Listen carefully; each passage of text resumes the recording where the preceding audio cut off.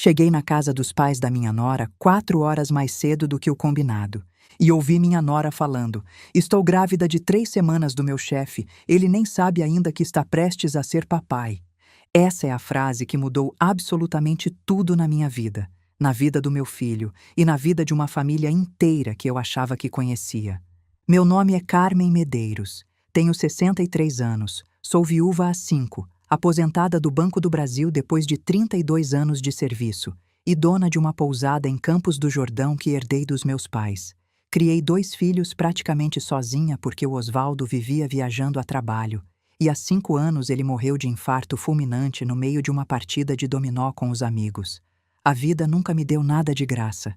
Tudo que eu tenho, eu conquistei com trabalho, paciência e uma teimosia que minha mãe sempre disse que ia me meter em problema. Ela estava certa. Só não imaginava que o problema seria descobrir que minha nora estava grávida de outro homem. Mas antes de continuar, me conta nos comentários de onde você está vendo minha história. Quero muito saber até onde ela está chegando. Agora, vamos continuar. Era 21 de dezembro, um sábado quente como só dezembro em São Paulo consegue ser. O termômetro do carro marcava 32 graus quando saí de Campos do Jordão às 6 da manhã, querendo chegar cedo na capital para a confraternização de Natal na casa dos pais da Priscila. Confraternização. Que palavra bonita para descrever o que acabou se tornando o começo de uma guerra. A estrada estava livre, coisa rara nessa época do ano. Normalmente, a Dutra é um inferno de carros com bagageiro no teto e famílias inteiras esmagadas dentro de Unos e Palhos, todo mundo fugindo do calor paulistano em direção à serra. Mas naquele sábado, por algum motivo que só Deus sabe explicar, eu peguei a estrada vazia. Cheguei em São Paulo às 9h30, quando o combinado era 2 da tarde. Mais de 4 horas de vantagem. 4 horas que eu poderia ter usado para tomar um café com calma, passar num shopping, talvez comprar um presente extra para a Priscila, porque eu ainda achava que ela merecia presentes naquela época. Mas não. Eu decidi fazer uma surpresa. Surpresa. Outra palavra que ganhou um significado completamente diferente depois daquele dia. Estacionei o carro na rua, não na garagem, para não estragar o efeito. Peguei a caixa de doces que eu tinha trazido da pousada. Sequilhos, goiabadas cascão embrulhadas em papel celofane, aquelas coisas que a Priscila sempre fingia gostar, mas que eu sabia que ela achava coisa de interior. E caminhei até a casa. O cheiro de açúcar e goiaba subia da caixa, misturando com o ar quente e pesado de São Paulo. A Casa dos Campos ficava no Perdizes, um bairro de classe média alta com ruas arborizadas e casas antigas que ainda resistiam aos prédios. Era uma construção dos anos 70, reformada várias vezes, com uma varanda na frente e um jardim que a dona Vera, mãe da Priscila, fazia questão de manter impecável para impressionar as visitas. Rosas vermelhas e brancas cercavam o caminho de pedras até a porta. Rosas que ela regava toda manhã como se fossem filhas. Eu ia tocar a campainha. Juro que ia. Mas quando contornei o canteiro de rosas, dona Vera e suas malditas rosas, ouvi vozes vindo da cozinha pelos fundos. A janela estava aberta por causa do calor e o cheiro de peru assando escapava junto com a conversa. As vozes eram da Priscila e da mãe dela. Não era minha intenção espionar. Pelo menos é isso que eu digo para mim mesma quando acordo às 3 da manhã e fico revivendo aquele momento. Eu ia continuar andando, dar a volta, tocar a campainha como uma pessoa civilizada. Mas então eu ouvi meu nome.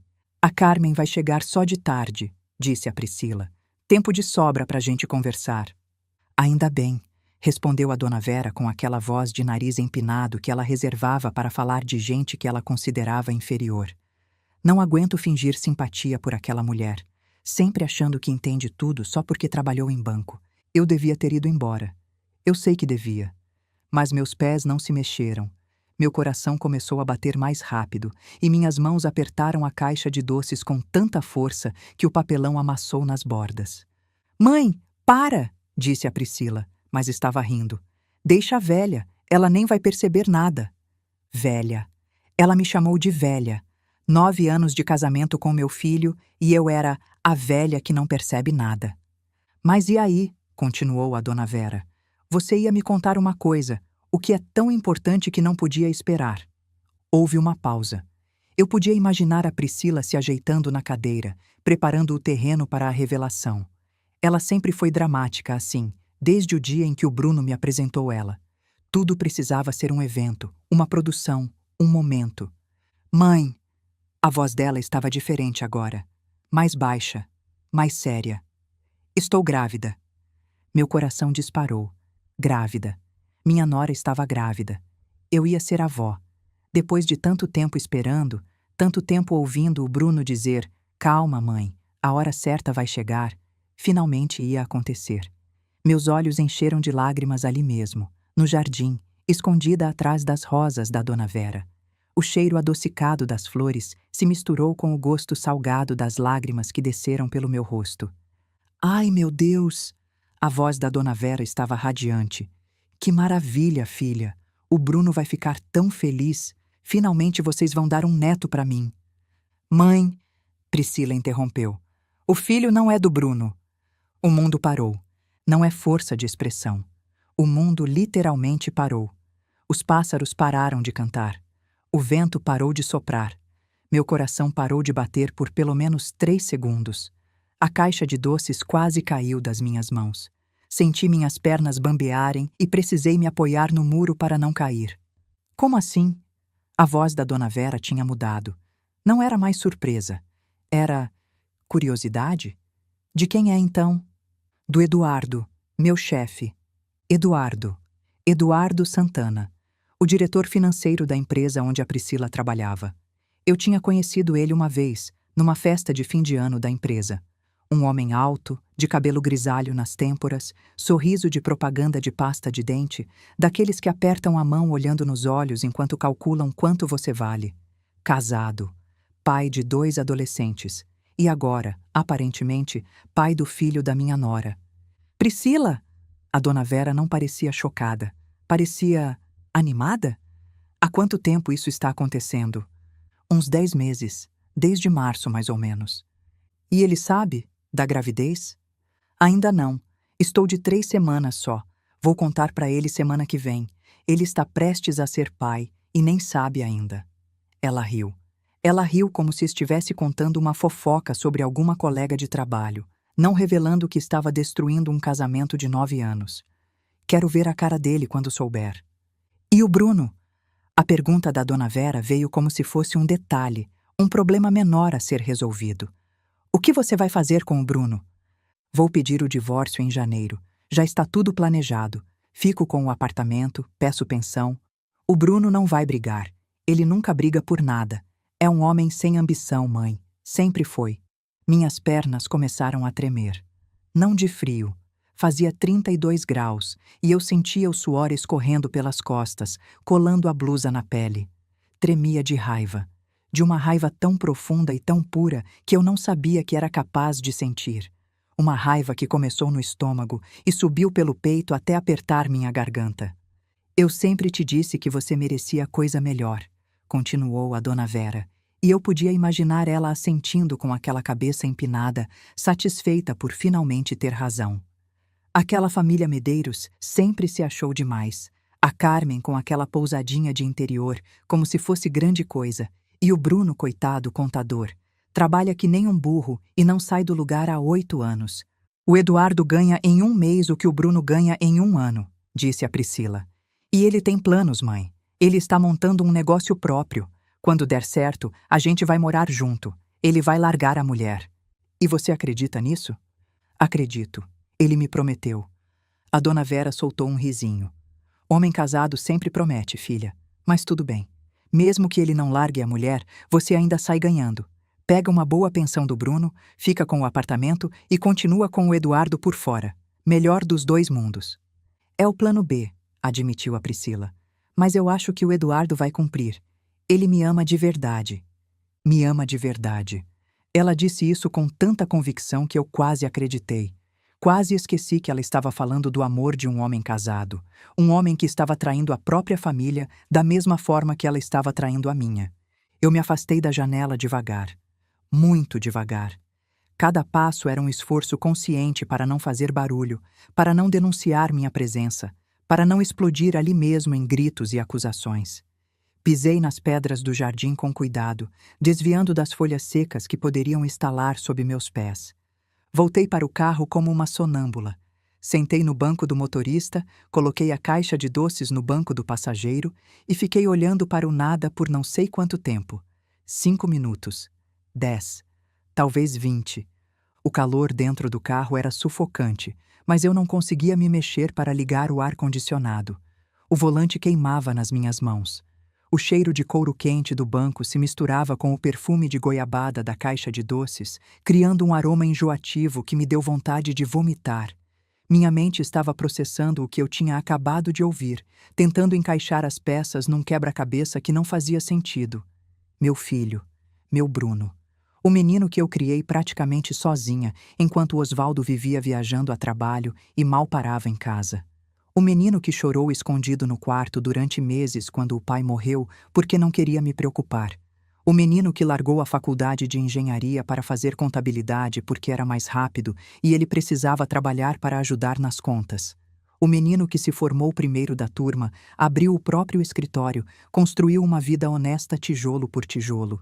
Esse menino estava sendo traído pela mulher que ele amava. E a mãe dessa mulher estava comemorando. Eu poderia ter entrado na casa naquele momento. Poderia ter feito um escândalo, jogado a verdade na cara da Priscila, dado uns tapas na Dona Vera. Deus sabe que eu quis. Minha mãe sempre disse que eu tinha a mão pesada quando ficava nervosa. Mas eu não fiz nada disso, porque eu sou filha de quem eu sou. Porque eu aprendi no banco que documentação é tudo. Porque eu sabia que se eu fizesse um escândalo ali, sem provas, sem testemunhas, a Priscila ia virar a história contra mim. Ia dizer que eu estava inventando, que eu estava senil, que eu sempre fui contra o casamento deles. E o Bruno ia acreditar nela, porque ele amava ela, porque ele era cego de amor, do jeito que só os homens bons conseguem ser. Peguei o celular com as mãos ainda tremendo e liguei para a Luciana, minha filha mais velha. Mãe, tudo bem? Você já chegou em São Paulo? Luciana, eu preciso te ver. Agora. É urgente. Mãe, o que aconteceu? Você está me assustando. Eu explico quando chegar. Estou indo para o seu apartamento. Mas e a confraternização? Você não ia na casa da Priscila? A confraternização pode esperar. Isso não pode.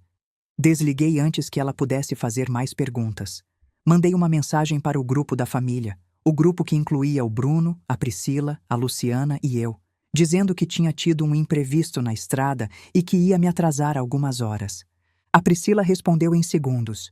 Tudo bem, sogra, a gente espera. Um coração. Ela mandou um coração. Aquela mulher que estava planejando destruir meu filho mandou um emoji de coração como se não fosse nada. Liguei o carro e dirigi até o Itaim Bibi, onde a Luciana morava. Minha filha me esperava na porta do apartamento quando o elevador abriu. Ela deve ter visto alguma coisa no meu rosto, porque não perguntou nada. Só me abraçou forte e me puxou para dentro. Mãe, você está branca. Senta aqui. Vou pegar uma água. Não quero água. Quero que você sente e me escute. A Luciana sentou. Ela era advogada de família há 15 anos, divorciada há 3, e conhecia todos os tipos de tragédia que um casamento pode produzir. Mas quando eu terminei de contar o que tinha ouvido, até ela ficou sem palavras. Você tem certeza absoluta do que ouviu? Ela perguntou finalmente. Luciana, eu ouvi cada palavra. Ela está grávida de 3 semanas do chefe. Está planejando pedir o divórcio em janeiro. Quer ficar com o apartamento e pedir pensão. E a mãe dela está comemorando como se fosse a melhor notícia do ano. Luciana passou a mão pelo rosto. Meu Deus, o Bruno! O Bruno não pode saber. Não ainda. Mãe, escuta o que eu estou dizendo, Luciana. Se a gente contar pro Bruno agora, ele vai confrontar ela. Vai fazer um escândalo. Vai dar tempo para ela se preparar, esconder coisa, virar a vítima. Eu conheço gente como a Priscila. Eu passei 32 anos no banco vendo gente assim. Eles só perdem quando não têm chance de se defender. O que você está sugerindo? Estou sugerindo que a gente reúna provas, documentação, tudo que puder ser usado num processo de divórcio. E quando a gente tiver tudo, aí sim a gente conta pro Bruno e enterra essa mulher de uma vez. Luciana me olhou de um jeito diferente, como se estivesse me vendo pela primeira vez. Mãe, isso é o quê? Isso é muito mais calculado do que eu esperava de você. Você achou que eu ia ficar chorando no canto? Que eu ia deixar aquela mulher destruir meu filho sem fazer nada? Não, eu achei que você ia entrar lá e dar uns tapas nela. A vontade não falta, mas tapa não resolve. Tapa só dá processo. Eu olhei nos olhos da minha filha e disse a frase que ia guiar tudo que veio depois. Cobra que não dá bote na hora certa morre de fome. Eu vou esperar a hora certa. Luciana ficou em silêncio por um longo momento. Eu podia ver a advogada trabalhando por trás dos olhos dela, calculando possibilidades, estratégias, riscos. Tá bom, ela disse finalmente. Vamos fazer do seu jeito, mas vai precisar de ajuda profissional. Investigador particular, coleta de provas, esse tipo de coisa. Você conhece alguém? Conheço, o Thales. O Thales? Nosso primo Thales? Ex-policial civil, agora investigador particular. Ele abriu uma agência há uns 3 anos. Eu ajudei ele financeiramente quando ele saiu da polícia. Ele me deve favores. Luciana balançou a cabeça, mas estava sorrindo de um jeito que eu não via há muito tempo. Mãe, você realmente pensou em tudo, não é? Luciana, eu tive 3 horas e meia de carro para pensar, e mais meia hora parada naquele carro infernal no calor do inferno. Se eu não tivesse pensado em tudo, tinha explodido. E a confraternização? Você vai? Eu suspirei. Era a pergunta que eu estava evitando. Vou, tenho que ir. Se eu não aparecer, vão desconfiar. A Priscila vai achar estranho, e eu preciso olhar para ela de perto. Preciso ter certeza absoluta do que eu ouvi. Você vai conseguir fingir? Filha, eu fingi por 32 anos que aguentava clientes idiotas no banco. Eu consigo fingir umas horas na frente da minha nora. Luciana apertou minha mão. Eu vou com você. Não, você não foi convidada para essa confraternização, lembra? A Priscila sempre faz questão de separar as famílias. Só ela, o Bruno, os pais dela e eu. Então você vai sozinha? Vou, e vou prestar atenção em tudo, em cada olhar, cada gesto, cada vez que ela pegar o celular. Quero saber tudo o que puder antes de começar a investigação. E o Bruno? Ele vai estar lá. Como você vai olhar para ele sabendo o que você sabe? Essa pergunta doeu mais do que qualquer coisa que eu tinha ouvido naquele dia. Eu não sei, admiti, mas eu vou descobrir. A casa dos Campos estava decorada para o Natal como se fosse uma loja de departamentos. Guirlandas em todas as portas, pisca-pisca em todas as janelas, uma árvore de 2 metros na sala com enfeites que provavelmente custavam mais do que meu salário de 1 mês quando eu trabalhava no banco.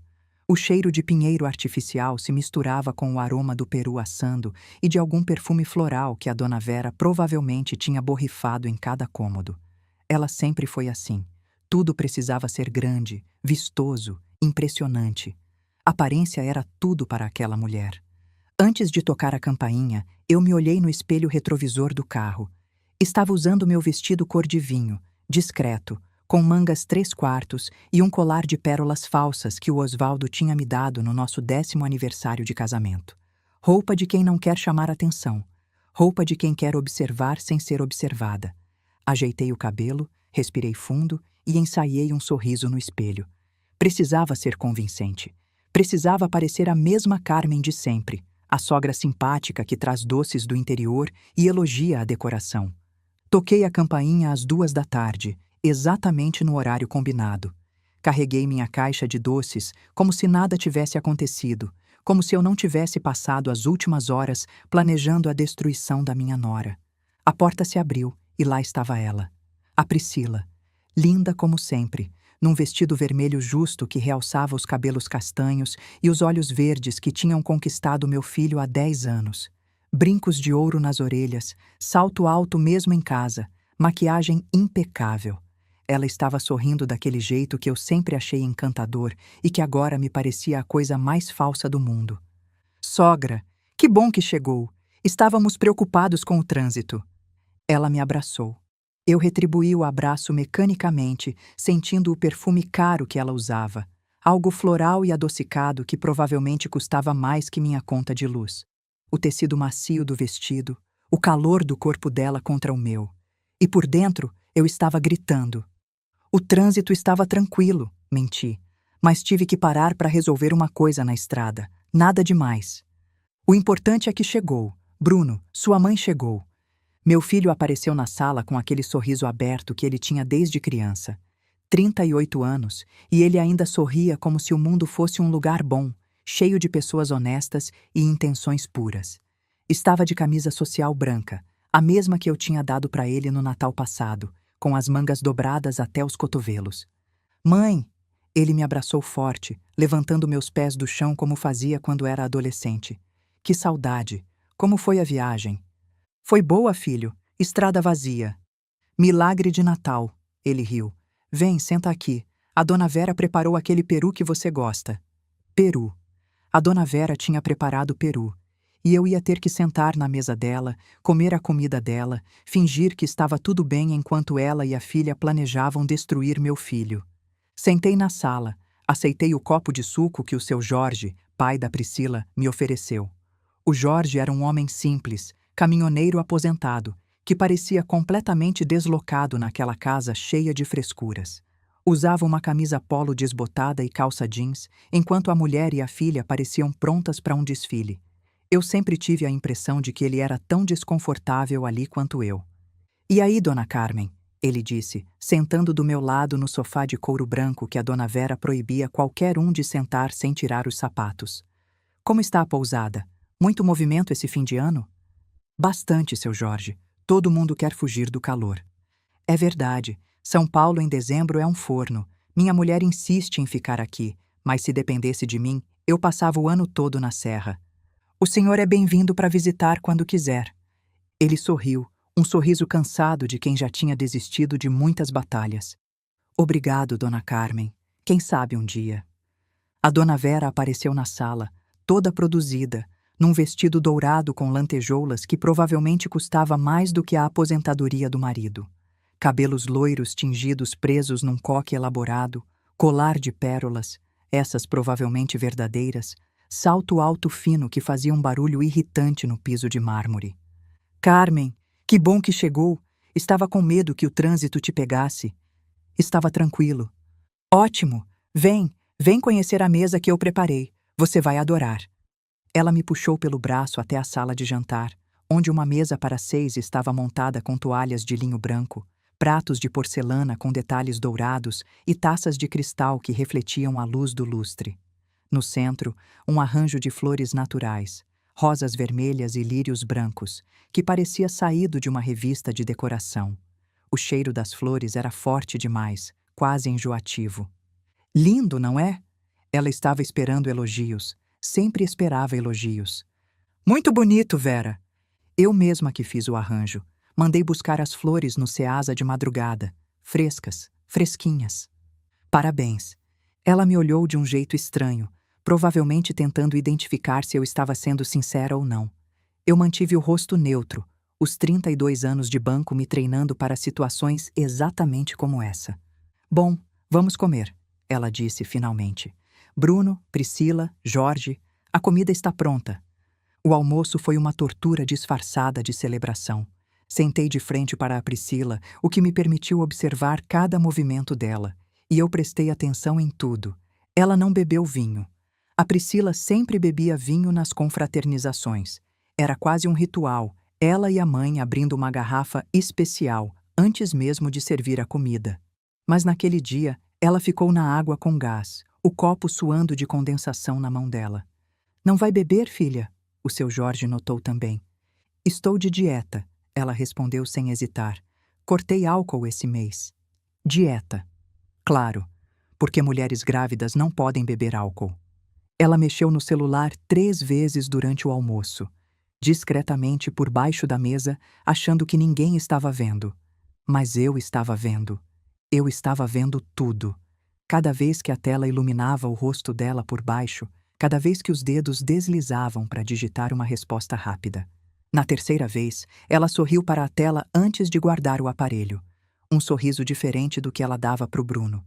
Um sorriso de canto de boca, íntimo, cheio de segredos. Um sorriso que eu reconheci imediatamente como o sorriso de quem está pensando em outra pessoa. Eduardo. Ela estava trocando mensagens com o Eduardo. Tudo bem, amor? O Bruno perguntou, notando que ela estava distraída. Tudo ótimo, ela respondeu, pegando a mão dele e entrelaçando os dedos. Só coisa de trabalho. Um cliente chato que não para de mandar mensagem mesmo nas férias. Cliente. Ela chamou o amante de cliente. Você trabalha demais, disse o Bruno. Precisa tirar férias de verdade. Eu sei, ano que vem vai ser diferente, prometo. Ano que vem, quando ela já teria pedido o divórcio, quando ela já estaria morando com o outro, quando meu filho já teria sido descartado como um brinquedo velho.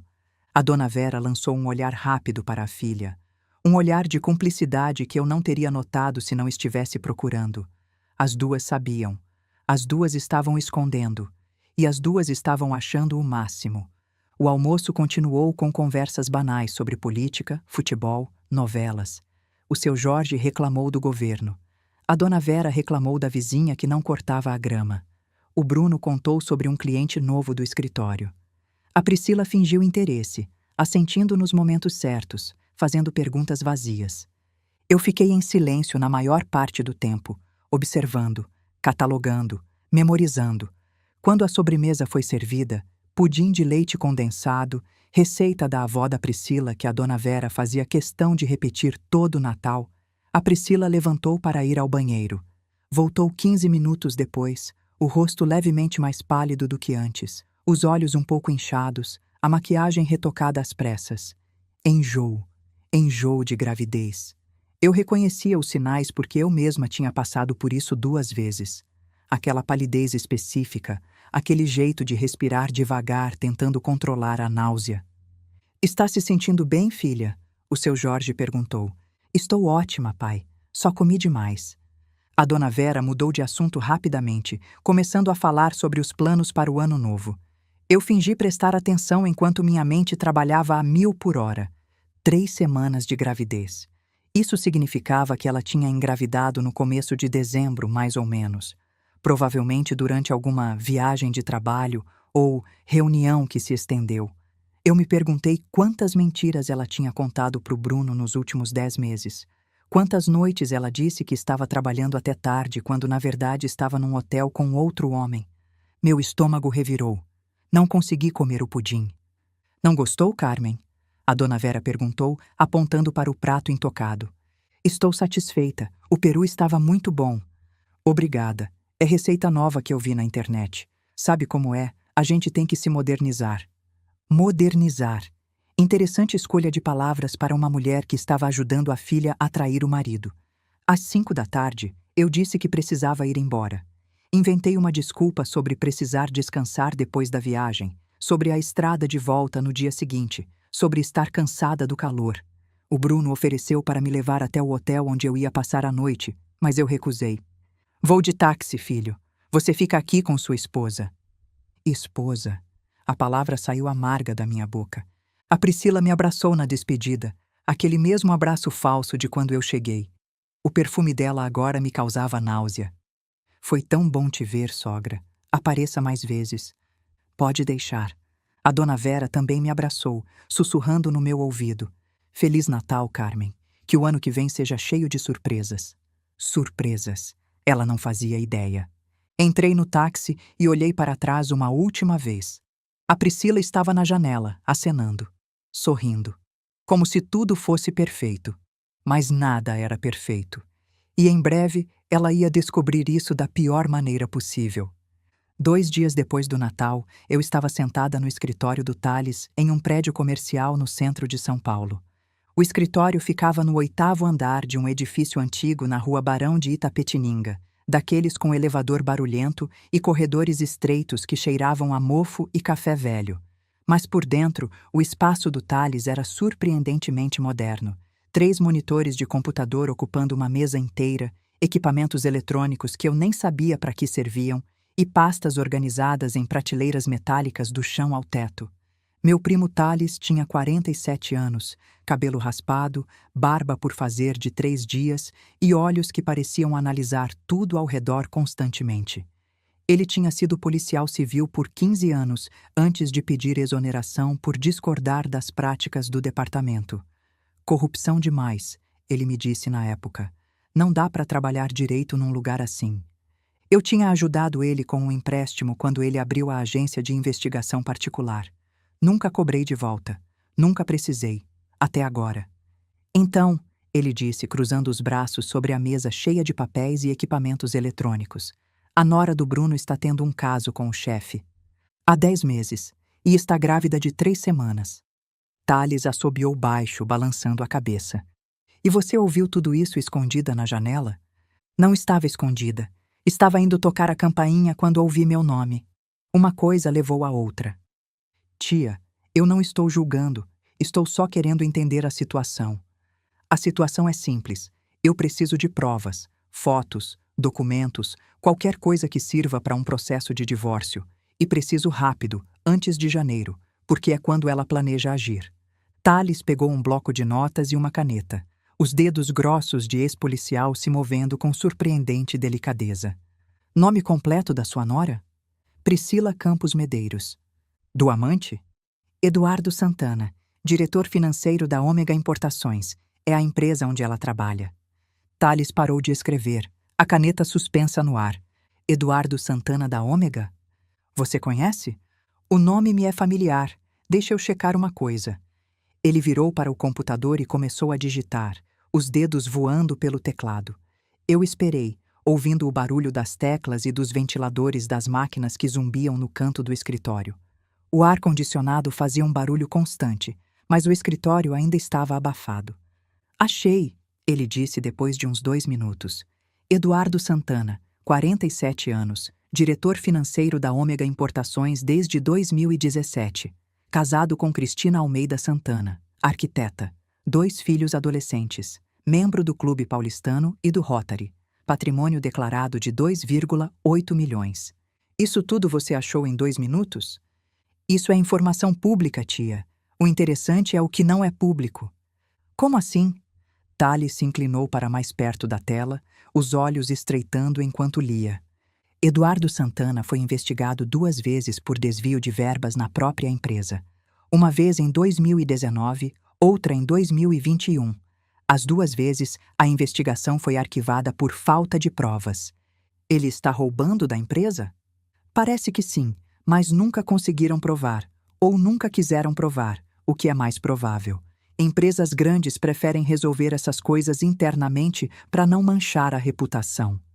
E tem mais? Thales fez uma careta que eu conhecia bem, a mesma que ele fazia quando criança e encontrava um inseto debaixo de uma pedra. Tem. 2 funcionárias entraram com queixa de assédio contra ele no RH. Uma em 2018, outra em 2020. As 2 foram resolvidas com acordos. As mulheres saíram da empresa com uma boa quantia e assinaram termos de confidencialidade. Meu estômago revirou pela 2ª vez naquela semana. Então ele tem histórico. Tem. E a Priscila não é a primeira subordinada que ele seduz. Você pode provar o caso deles? Da Priscila e do Eduardo? Posso tentar, mas vai demorar um pouco. Preciso monitorar os movimentos dela, descobrir onde eles se encontram, conseguir fotos. Esse tipo de investigação leva tempo. Quanto tempo? 1 semana, talvez 2. Depende de quantas vezes eles se encontram e de quão cuidadosos eles são. Eles acham que ninguém sabe. Provavelmente não são muito cuidadosos. Melhor pra gente, então. Thales se levantou e foi até um armário no canto do escritório. Voltou com uma pasta preta. Vou precisar de algumas informações. Endereço da Priscila, horários de trabalho, placa do carro, redes sociais, tudo o que você souber. Passei a hora seguinte respondendo às perguntas dele, fornecendo todos os detalhes que eu conhecia sobre a rotina da minha nora. Era estranho perceber quanto eu sabia sobre a vida de uma pessoa que, aparentemente, eu não conhecia nada. Mais uma coisa, disse Thales quando eu já estava me levantando para ir embora.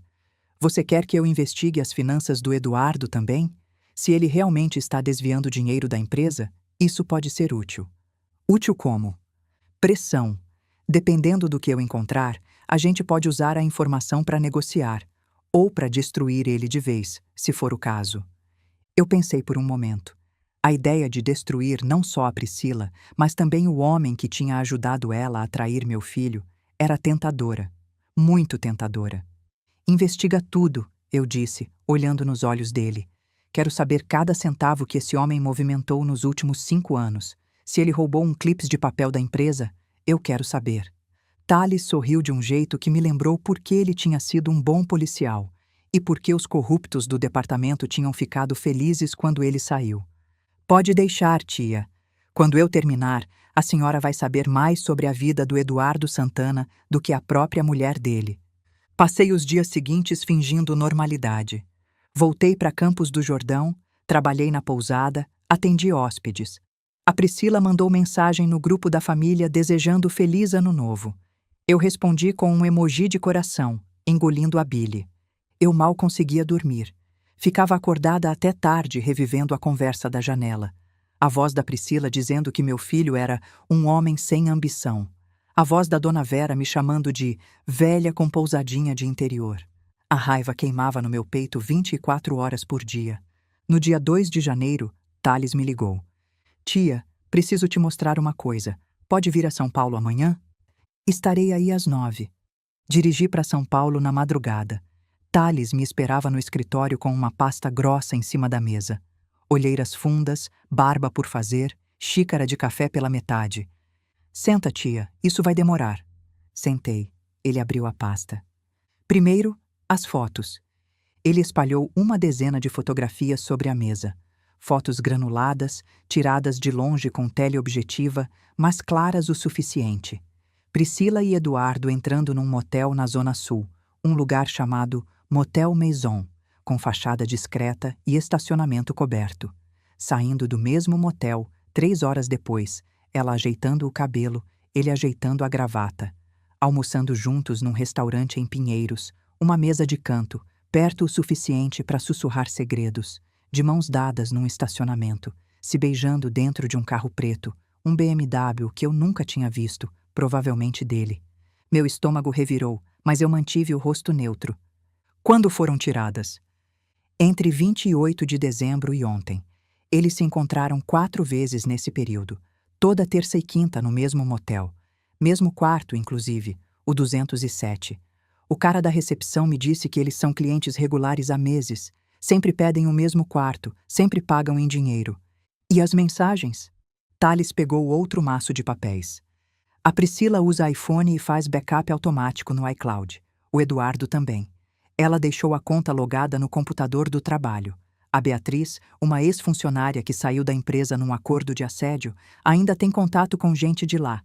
Uma colega dela conseguiu acessar e tirar prints de tudo. Além disso, eles usavam o e-mail corporativo para marcar encontros. Burrice total.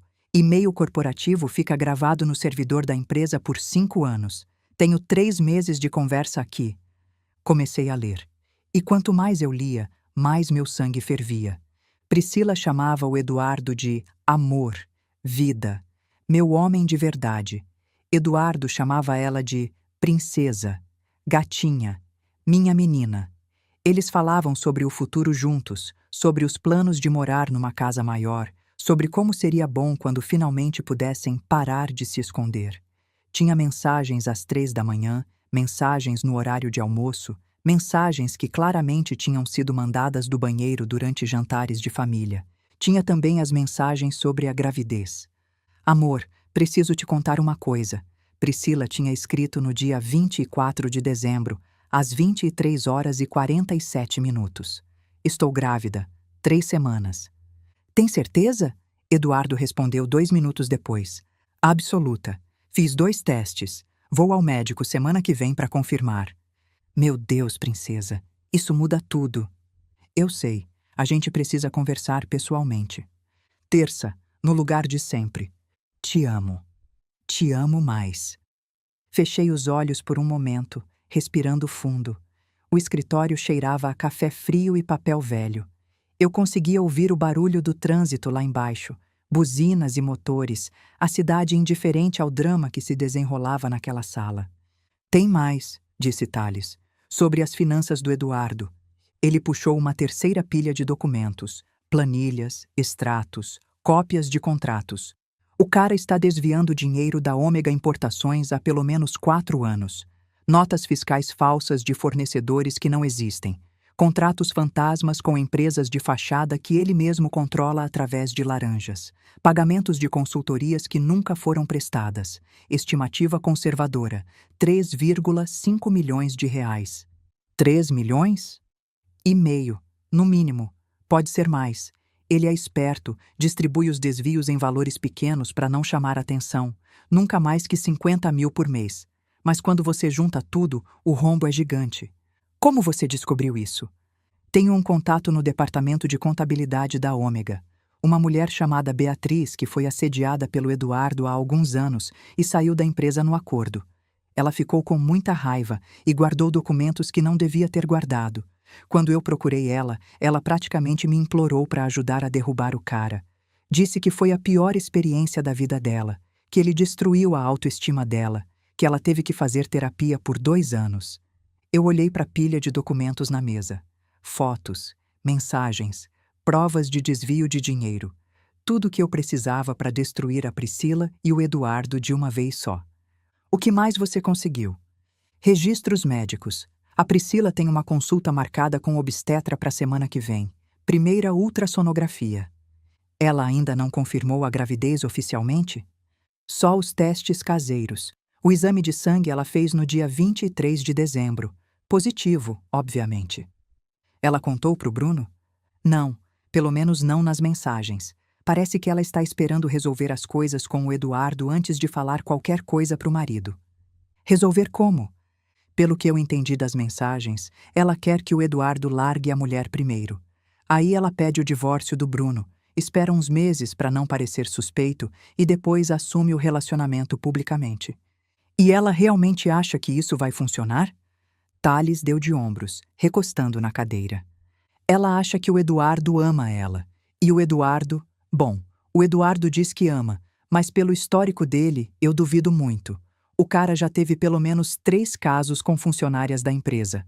A Priscila é só a mais recente. Ela sabe disso? Não faço ideia. Provavelmente não. Mulheres apaixonadas raramente querem ver a verdade. Eu fiquei em silêncio por um longo momento, processando tudo. Thales, eu preciso que você faça mais uma coisa. O quê? A esposa do Eduardo, a Cristina. Você tem informações sobre ela? Tenho o básico. Arquiteta, escritório próprio nos Jardins, 2 filhos adolescentes. Por quê? Porque ela merece saber o que o marido está fazendo e porque eu acho que ela pode ser uma aliada. Thales me olhou com uma expressão que misturava surpresa e admiração. Tia, você está planejando uma operação completa, não é? Estou planejando justiça, Thales. E justiça precisa ser completa. Não adianta cortar uma cabeça da cobra se a outra continua viva. Encontrei Cristina Santana 2 dias depois, num café no shopping Iguatemi. O café era daqueles lugares caros e pretensiosos, com cadeiras desconfortáveis de design e cardápio em inglês. O tipo de lugar que a Priscila adoraria frequentar. Eu pedi um café simples, o mais barato do menu, e sentei numa mesa de canto esperando. Cristina chegou pontualmente às 3 da tarde. Ela era exatamente como eu tinha imaginado. Elegante, bem vestida, com aquele ar de mulher que sabe exatamente quem é e o que quer da vida. Cabelos loiros cortados num estilo moderno, maquiagem discreta mas impecável, um tailleur cinza que provavelmente custava meu salário de 1 mês quando eu trabalhava no banco. Bolsa de grife, relógio discreto, aliança de ouro no dedo, ainda. Mas os olhos dela contavam uma história diferente. Olhos cansados, com olheiras que a maquiagem não conseguia esconder completamente. Olhos de quem já chorou muito e agora está só esperando a próxima decepção. Dona Carmen, ela disse quando eu me apresentei, a voz controlada, mas tensa. Você mencionou no telefone que tem informações sobre meu marido. Tenho, e acho que a senhora vai querer ver. Ela me estudou por um momento, os olhos percorrendo meu rosto, minhas roupas, minhas mãos, provavelmente tentando decidir se eu era de confiança ou não. Se eu era uma chantagista, uma maluca ou algo pior. Por que está fazendo isso? O que você ganha com isso? Minha nora está tendo um caso com seu marido. Ela está grávida dele e está planejando destruir a vida do meu filho. O que eu ganho é justiça. Cristina ficou muito quieta. Tão quieta que eu podia ouvir a música ambiente do café, Alguma coisa suave e sem graça, e as conversas das mesas vizinhas. Uma mulher rindo alto de alguma piada. Um homem falando no celular sobre uma reunião. Há quanto tempo? Ela perguntou finalmente, a voz quase um sussurro. 10 meses, desde março. E a gravidez? 3 semanas. Ela vai contar para ele em breve, se já não contou. Cristina fechou os olhos. Quando abriu de novo, eles estavam úmidos, brilhando sob a luz artificial do café. Eu suspeitava, ela disse baixinho. Há anos eu suspeito. As viagens de última hora que sempre tinham uma desculpa conveniente. Os jantares de trabalho que se estendiam até tarde. O celular que ele nunca larga, que ele leva para o banheiro, que ele coloca virado para baixo na mesa. Mas ele sempre negava. Dizia que eu estava sendo paranoica, que eu estava inventando problemas, que eu estava ficando neurótica. A senhora não estava inventando. Eu sei, eu sempre soube, aqui dentro. Ela colocou a mão no peito. Uma mulher sabe, sempre sabe. Ela pegou um guardanapo e limpou os olhos com cuidado para não borrar a maquiagem. O que você tem para me mostrar? Eu puxei um envelope da bolsa e coloquei sobre a mesa. Fotos dos dois juntos, entrando e saindo de um motel na Zona Sul, almoçando em restaurantes, se beijando e mensagens, muitas mensagens. Cristina pegou o envelope, mas não abriu. Ficou segurando, os dedos apertando o papel, as unhas perfeitamente feitas marcando o envelope. Tem mais alguma coisa? Tem. Seu marido está desviando dinheiro da empresa onde trabalha. Pelo menos 3,5 milhões de reais nos últimos 4 anos. Notas falsas, contratos fantasmas, empresas de fachada. Tenho a documentação completa. Cristina me olhou de um jeito diferente agora. Não era mais desconfiança. Era algo que eu conhecia bem. A expressão de uma mulher que acaba de encontrar uma aliada numa guerra que ela achava que estava lutando sozinha. Você está me oferecendo uma arma, ela disse. Estou oferecendo a verdade. O que a senhora faz com ela é decisão sua. E o que você espera em troca? Eu espero que, quando chegar a hora, a gente coordene nossas ações, que ele e ela paguem pelo que fizeram, juntos, no mesmo dia, na mesma hora, sem chance de escape. Cristina abriu o envelope e começou a olhar as fotos. Sua expressão não mudou.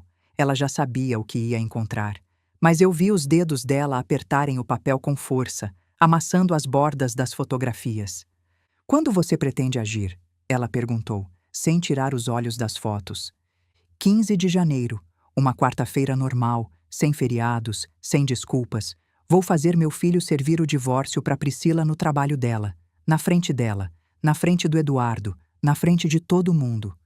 E o Eduardo? No mesmo dia, se possível, denúncia anônima ao Ministério Público sobre os desvios. A Receita Federal também vai receber uma cópia, e a senhora pode pedir o divórcio quando quiser. Cristina ficou em silêncio por um longo momento, processando tudo. Eu podia quase ver as engrenagens girando na cabeça dela, calculando riscos, possibilidades, consequências. Eu tenho acesso às senhas dele, ela disse finalmente, aos documentos da empresa que ele guarda em casa, num cofre no escritório que ele acha que eu não sei a combinação. Eu sei onde ele esconde tudo, cada segredo sujo que ele achou que ninguém ia descobrir. Isso seria muito útil. Eu posso copiar os documentos e te entregar, mas preciso de uma garantia. Que garantia? Que meus filhos não vão ser prejudicados. Gabriel tem 16 anos, Marina tem 14. Eles amam o pai, apesar de tudo. Eles não têm culpa do que ele fez. Eu quero que fiquem protegidos. Minha filha é advogada de família. Ela pode ajudar a senhora a blindar os bens, garantir a guarda, proteger as crianças. Mas para isso, a senhora precisa agir antes dele. Precisa estar um passo à frente. Cristina assentiu lentamente. Tá bom.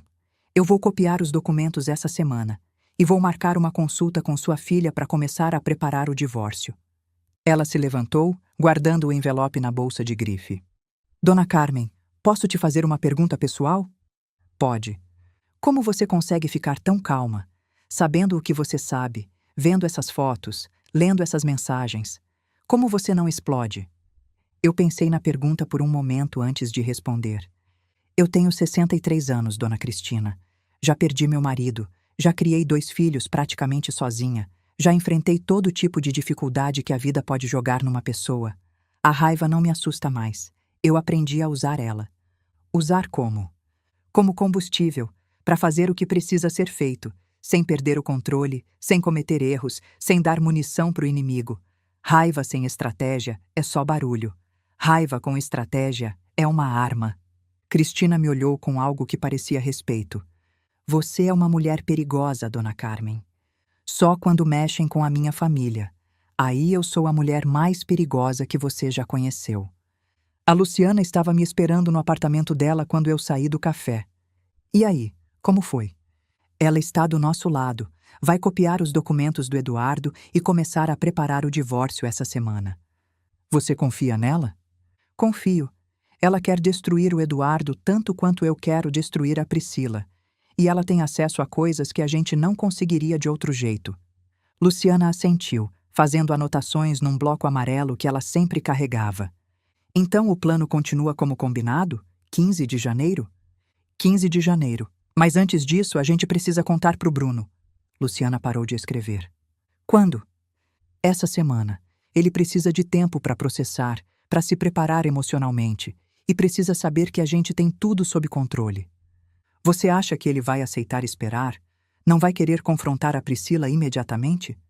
Provavelmente vai querer, mas eu vou convencer ele do contrário. Como?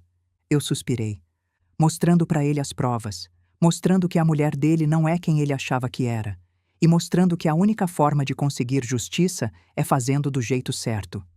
E se ele não quiser fazer do jeito certo? Se ele quiser só gritar e confrontar? Aí eu vou lembrar ele de quem é a mãe dele e de como os Medeiros resolvem as coisas. Luciana sorriu pela primeira vez desde que essa história toda tinha começado. Coitada da Priscila, ela não sabe o que está vindo. Ela vai saber, em breve, ela vai saber. Chamei o Bruno para o meu apartamento em São Paulo no dia 5 de janeiro.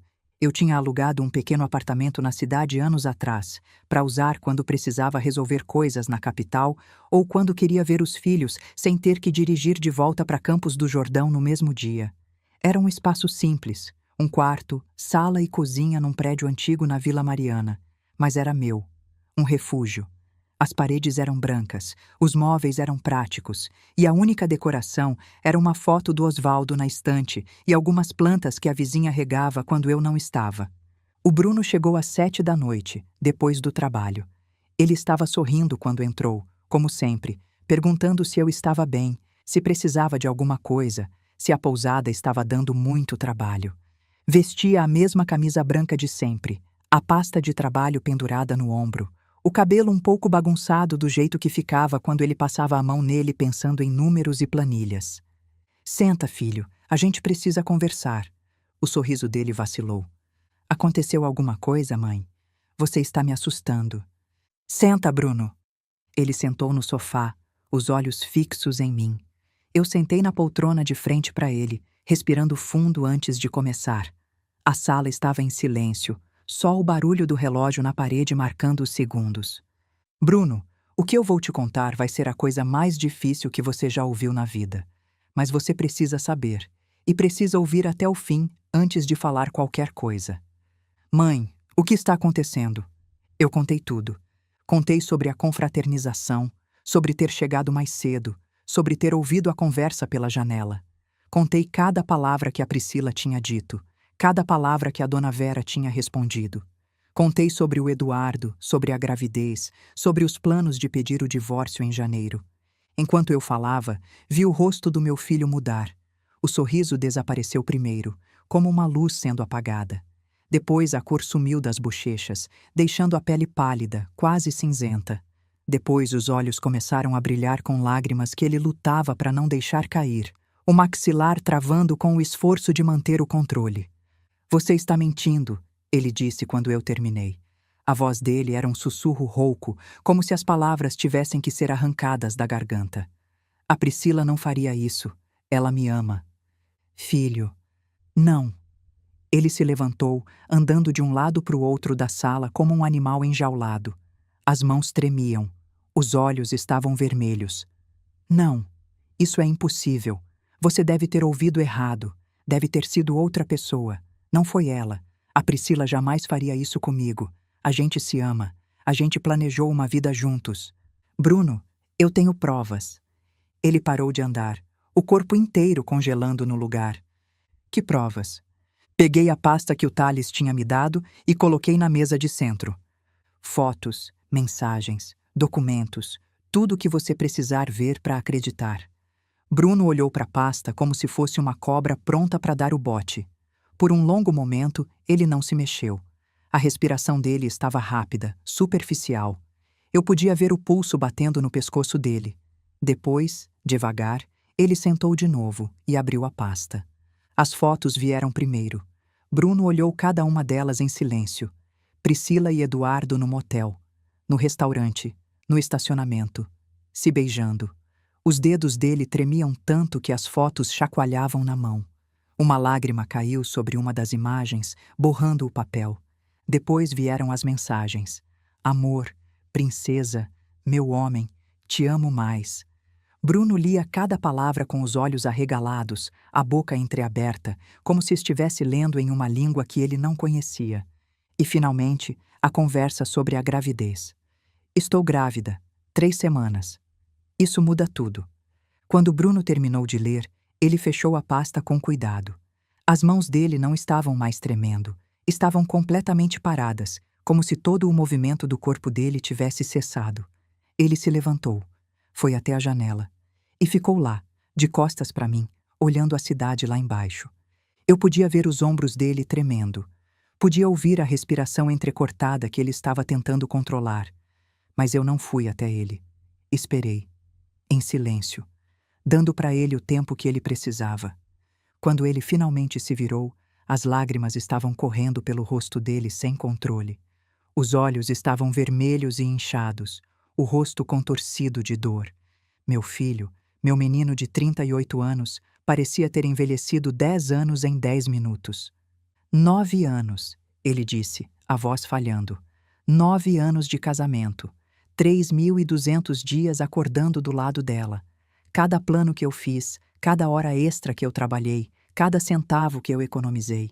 E ela estava planejando me destruir como se eu não fosse nada, como se eu fosse um obstáculo, um problema a ser resolvido. Bruno! Ela me chamou de homem sem ambição, mãe. Ele deu uma risada amarga que era quase um soluço. Disse que eu não saio do lugar há 8 anos, que trabalho que nem um burro. Eu acordava às 5 da manhã para ela poder dormir mais. Eu lavava a louça para ela poder descansar. Eu abri mão de viagens, de hobbies, de encontros com amigos, tudo para ter mais tempo com ela. E ela me achava um fracassado. Filho, escuta. E a mãe dela, a dona Vera. A voz dele agora tinha um tom de nojo que eu nunca tinha ouvido. Comemorando, rindo, chamando você de velha com pousadinha, como se trair marido fosse a coisa mais divertida do mundo, como se destruir uma família fosse motivo de orgulho. Ele se apoiou na parede, como se as pernas não conseguissem mais sustentá-lo. Deslizou até o chão, ficando sentado ali, as costas contra a parede, os joelhos dobrados contra o peito. Como uma criança. Como o menino que eu tinha consolado tantas vezes quando ele era pequeno. Eu dei tudo o que eu tinha, ele sussurrou. Tudo, e não foi suficiente. Eu nunca fui suficiente. Eu me levantei e fui até ele. Sentei no chão do lado dele, sem me importar com meus joelhos de 63 anos, sem me importar com a dureza do piso. Coloquei a mão no rosto dele, virando para ele me olhar. Bruno, olha para mim. Olha para mim. Ele olhou. Meu menino, meu filho, o homem que eu tinha criado sozinha, que tinha trabalhado desde os 18 anos, que tinha construído uma vida honesta com as próprias mãos, destruído por uma mulher que não merecia nem amarrar os sapatos dele. Você é suficiente, eu disse, cada palavra firme e clara. Você sempre foi suficiente. O problema não é você, nunca foi você. O problema é uma mulher que não sabe reconhecer o que tem na frente. Uma mulher que acha que dinheiro e status são mais importantes que caráter e honestidade. Você não perdeu nada, filho. Você se livrou de alguém que nunca te mereceu. Bruno fechou os olhos, as lágrimas ainda escorrendo. Dói tanto, mãe. Dói tanto que eu não consigo respirar. Eu sei, filho. Eu sei. Eu o abracei, ali no chão mesmo, segurando ele como eu fazia quando ele era criança e acordava de pesadelo. Mas essa dor vai passar. Eu te prometo que vai passar. E quando passar, você vai estar livre. Livre dessa mulher, livre dessa mentira, livre para construir uma vida de verdade. Ficamos ali por não sei quanto tempo. Ele chorando, eu segurando. O relógio na parede marcando os minutos que pareciam horas. Finalmente, ele se acalmou. A respiração voltou ao normal. Ele enxugou o rosto com as mãos e me olhou.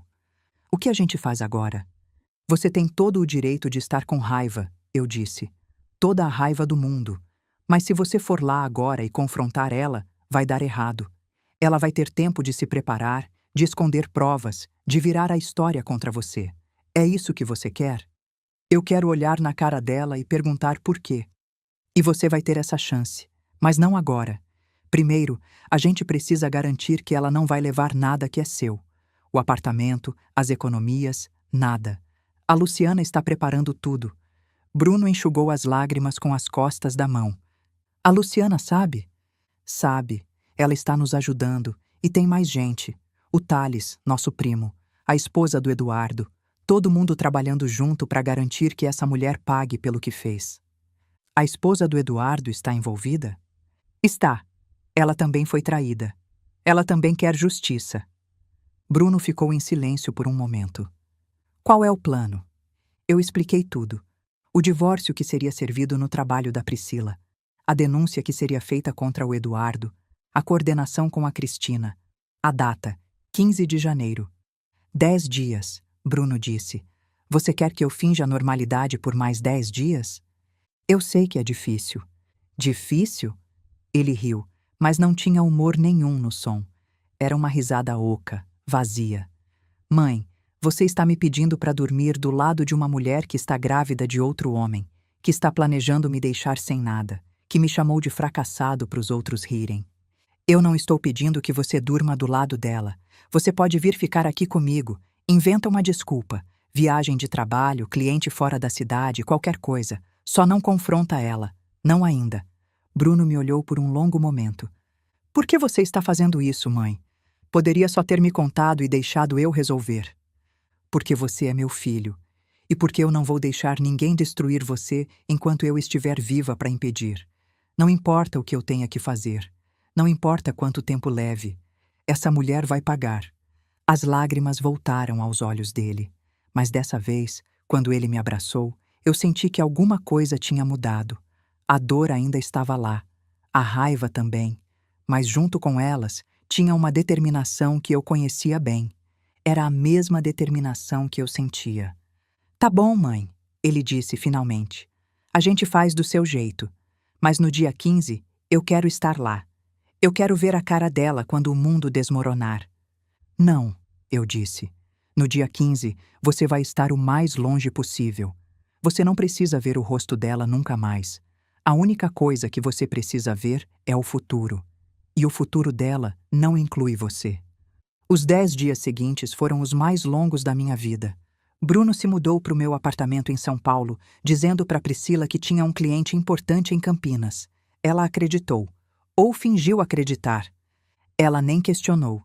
Bruno me disse na primeira noite, com um copo de uísque na mão que ele mal tocava. Eu disse que ia ficar fora por 2 semanas e ela só respondeu, tá bom, amor. Como se não fizesse diferença nenhuma eu estar lá ou não. Para ela, você já não existe há muito tempo. Você só não sabia. Bruno ficou em silêncio, girando o copo entre as mãos. Como eu não vi os sinais, mãe? As viagens de última hora, as reuniões que se estendiam, o celular ativo até meia-noite. Eu vi tudo, só não quis acreditar. Você não foi cego, você foi honesto. A culpa é dela, não sua. Eu sei, mas dói. Vai doer por um tempo, mas vai passar. E quando passar, você vai estar livre. Bruno apertou minha mão. Obrigado, mãe, por tudo. É para isso que mãe serve, para proteger. No dia 8 de janeiro, fizemos a reunião final na pousada em Campos do Jordão. Eu tinha fechado a pousada para hóspedes por 2 dias, dizendo que era manutenção de emergência. Na verdade, era para garantir que ninguém nos interrompesse. A serra estava fria naquele janeiro, coisa rara, E a lareira da sala estava acesa, crepitando baixinho enquanto a gente conversava. Éramos 5 ao redor da mesa da sala de jantar. Eu, Bruno, Luciana, Thales e Cristina Santana. O cheiro de café fresco se misturava com o aroma de lenha queimando. Parecia uma cena de filme, um grupo de conspiradores planejando a queda de um império. Só faltava a trilha sonora dramática. Bom, eu comecei. Vamos revisar tudo uma última vez. Thales, você primeiro. Thales abriu uma pasta e espalhou documentos sobre a mesa. As provas estão completas. Tenho fotos de 12 encontros da Priscila com o Eduardo nos últimos 40 dias, mensagens de texto dos últimos 6 meses, comprovantes de hotel, restaurante, presentes. E o mais importante, a documentação completa do desvio de verbas. 3,7 milhões de reais em 4 anos. Tudo rastreado, documentado, pronto para ser entregue ao Ministério Público. A denúncia já está pronta? Perguntou Luciana. Pronta e revisada. Anônima, como combinamos. Vai ser protocolada no dia 15 às 8 da manhã, assim que o fórum abrir. E a Receita Federal? Perguntei. Também. Cópia de tudo vai para a Receita no mesmo horário. O Eduardo não declarou nem 1/3 do que desviou. Vai responder por sonegação também. Cristina, que tinha ficado em silêncio até então, se manifestou. Ela estava diferente da mulher elegante que eu tinha encontrado no café. Menos maquiagem, cabelo preso num rabo de cavalo simples, roupas práticas. Parecia mais leve, mais determinada. Eu consegui mais documentos do escritório dele em casa, extratos de uma conta na Suíça que ele acha que eu não sei que existe. $180 mil. Dinheiro que ele escondeu da partilha do nosso casamento desde o início. Isso vai para o processo de divórcio, disse Luciana, fazendo anotações. Com isso, a senhora consegue provar ocultação de bens. Vai ter direito a uma compensação muito maior. Eu não quero o dinheiro dele, disse Cristina. Eu quero que ele perca tudo. Quero que ele saia dessa história sem 1 centavo, sem reputação, sem família. Quero que ele sinta na pele o que é ser descartado. A senhora vai ter as 2 coisas, eu disse. Pode ter certeza. Bruno estava quieto, olhando para os documentos espalhados na mesa. Fotos da mulher dele com outro homem. Mensagens de amor que não eram para ele. Planos de um futuro que não o incluía. O rosto dele estava pálido, mas os olhos estavam secos. Ele tinha chorado tudo o que tinha para chorar nos últimos dias. Filho, eu disse baixinho. Você está bem? Ele levantou a cabeça. Estou. É só estranho. Ver a vida da gente transformada em papéis e fotos, como se 9 anos pudessem ser resumidos numa pasta de documentos. Não podem, disse Luciana, tocando o braço do irmão. 9 anos são 9 anos, mas esses documentos são a prova de que você merece coisa melhor e de que ela vai pagar pelo que fez. Qual é o cronograma exato? Bruno perguntou, endireitando os ombros. Eu peguei uma folha de papel onde tinha escrito tudo em letra grande e clara. 15 de janeiro, quarta-feira. Às 8 da manhã, Thales protocola a denúncia no Ministério Público e na Receita Federal. Às 9, o oficial de justiça entra na Ômega Importações para entregar a citação de divórcio para Priscila. Vai ser no meio de uma reunião de equipe. Thales confirmou que toda quarta às 9 tem reunião do departamento financeiro. Na frente do Eduardo, disse Bruno. Não era uma pergunta. Na frente do Eduardo, na frente dos colegas, na frente de todo mundo. Ela vai receber os papéis do divórcio no lugar onde ela conheceu o amante, onde ela traiu você, onde ela planejou te destruir. E depois? Depois a gente espera. A denúncia vai demorar algumas horas para ser processada, mas pelo que o Thales descobriu, a Polícia Federal já está de olho no Eduardo há meses. A nossa denúncia vai ser a gota d'água. Com sorte, ele vai ser preso ainda no mesmo dia. E a Cristina? Perguntou Luciana. Cristina respondeu ela mesma. Eu vou protocolar meu pedido de divórcio às 10 da manhã. Meu advogado já está com tudo pronto. Guarda dos filhos, pensão, partilha de bens incluindo a conta na Suíça. Quando o Eduardo sair da empresa, se ele conseguir sair, vai encontrar os papéis esperando por ele em casa. E a dona Vera? Perguntei, porque essa parte era pessoal para mim. Thales sorriu de um jeito que me fez lembrar por que eu gostava tanto dele. A dona Vera vai receber uma surpresa especial. Lembra da conversa que a senhora ouviu na cozinha? Claro que lembro. Pois é, a senhora não gravou, Mas a Priscila gravou. Ela mandou áudios pro Eduardo contando tudo, rindo da senhora, imitando a mãe, repetindo as frases mais venenosas. Minha mãe disse que a Carmen é uma velha com pousadinha de interior, esse tipo de coisa. Tá tudo nos backups que a Beatriz conseguiu. A Priscila se incriminou sozinha, achando que ninguém nunca ia ver. Você gravou? Bruno arregalou os olhos. Não precisei. Ela fez o trabalho por mim. E tem mais. A dona Vera mandava áudio pro grupo de amigas contando da nova vida que a filha ia ter. Falava do Eduardo como se fosse o príncipe encantado. Esse material é ouro puro. O seu Jorge não sabe de nada, eu disse. Ele é um homem simples, não merece ser humilhado junto com elas. Ele não vai ser. Mas a dona Vera, bom, ela é muito ativa na igreja, não é? Coordenadora do grupo de senhoras, membro do conselho paroquial, organizadora do bazar beneficente. Thales, eu disse, o que você está planejando? Digamos que o padre vai receber uma cópia dos áudios, e algumas senhoras do grupo também. Nada ilegal, são mensagens que ela mesma mandou. Só estou redistribuindo a informação. Eu não consegui evitar um sorriso. Você é terrível. Eu aprendi com a melhor, tia. Luciana bateu na mesa para chamar a atenção de todos. Bom, então está tudo certo. Dia 15, às 8, começa a operação. Alguém tem alguma dúvida? Ninguém tinha. Então é isso, eu disse, olhando para cada um deles. Daqui a uma semana, a vida de todo mundo nessa mesa vai mudar, para melhor. Bruno me olhou com uma expressão que eu não conseguia decifrar completamente. Dor, raiva, esperança, tudo misturado. Mãe, você realmente acha que isso é certo? Destruir a vida de tanta gente assim? Filho, eu não estou destruindo a vida de ninguém. Eles destruíram a própria vida quando decidiram mentir, trair e roubar. Eu só estou garantindo que eles paguem o preço, que a verdade venha à tona, que a justiça seja feita. E se der errado? E se a Priscila conseguir virar a história contra mim? Não vai dar errado. A gente tem provas demais, documentação demais, testemunhas demais. Ela não tem como escapar. Eu olhei nos olhos dele e disse: quem planta espinho não colhe flor. A Priscila plantou, agora vai colher. Bruno ficou em silêncio por um momento. Depois, devagar, ele assentiu.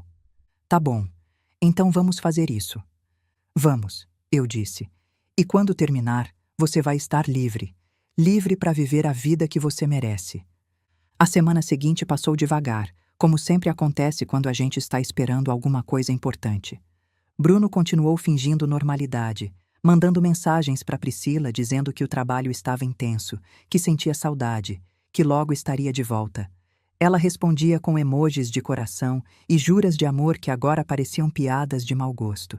Mas na noite do dia 12, 3 dias antes da execução, quase perdemos tudo. Meu telefone tocou às 2 da manhã. Era a Luciana. Mãe, acorda.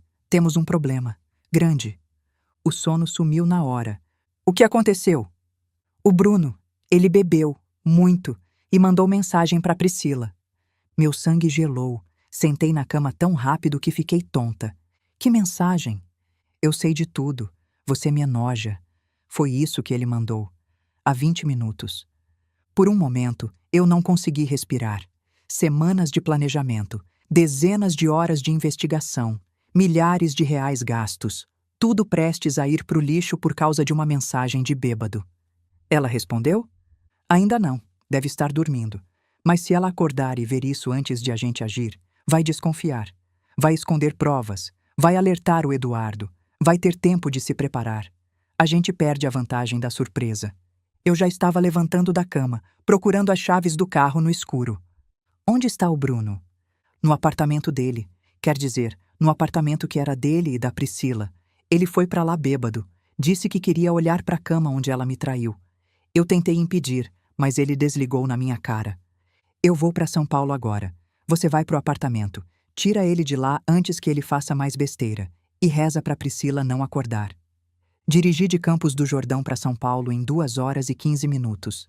A estrada escura, os faróis cortando a neblina da serra, meu coração batendo mais rápido que o motor do carro. Não sei quantas leis de trânsito eu quebrei. Não me importava. Só conseguia pensar na mensagem. Eu sei de tudo. Quando cheguei no apartamento às 4:30 da manhã, A Luciana estava na sala com o Bruno. Ele estava largado no sofá, a camisa amarrotada, os olhos vermelhos de chorar e de beber. Uma garrafa de uísque pela metade no chão. Mãe, ele começou, a voz arrastada. Cala a boca. Eu nunca tinha falado assim com meu filho. Nunca. Mas naquele momento, a raiva era maior que o amor. Você tem noção do que você fez? Semanas de trabalho, provas, estratégia. Tudo que a gente construiu, você quase jogou fora por causa de uma garrafa de uísque. Eu não aguentei, mãe. Eu olhei para a cama e imaginei ela com ele, e você achou que mandar mensagem ia resolver? Ia fazer você se sentir melhor? Eu peguei o celular dele da mesa. Deixa eu ver o que ela respondeu. Abri o WhatsApp com o coração na mão. A mensagem dele estava lá. Eu sei de tudo. Você me enoja. Enviada às 1h47. E embaixo, o pior. Visualizada às 4h12. Ela tinha visto. Priscila tinha acordado e visto a mensagem. Meu Deus, sussurrou Luciana. E agora? Fiquei olhando para a tela, o cérebro trabalhando a 1000 por hora. 32 anos de banco. 32 anos resolvendo problemas de clientes, de sistemas, de gente. Eu não tinha chegado até ali para perder agora. Agora, eu disse, a gente conserta. Peguei o celular do Bruno e comecei a digitar. Mãe, o que você está fazendo? Salvando seu traseiro. Digitei. Desculpa, amor. Bebi demais com os colegas do cliente. Nem sei o que eu estava pensando. Sonhei que você estava me traindo e acordei confuso. Me perdoa? Te amo. Mandei. Os 3 pontinhos apareceram. Priscila estava digitando. 30 segundos de silêncio. A resposta chegou. KKK, meu Deus, Bruno. Você me assustou. Vai dormir, amor. Bebe água. Te amo também. Eu soltei o ar que nem sabia que estava segurando. Ela acreditou?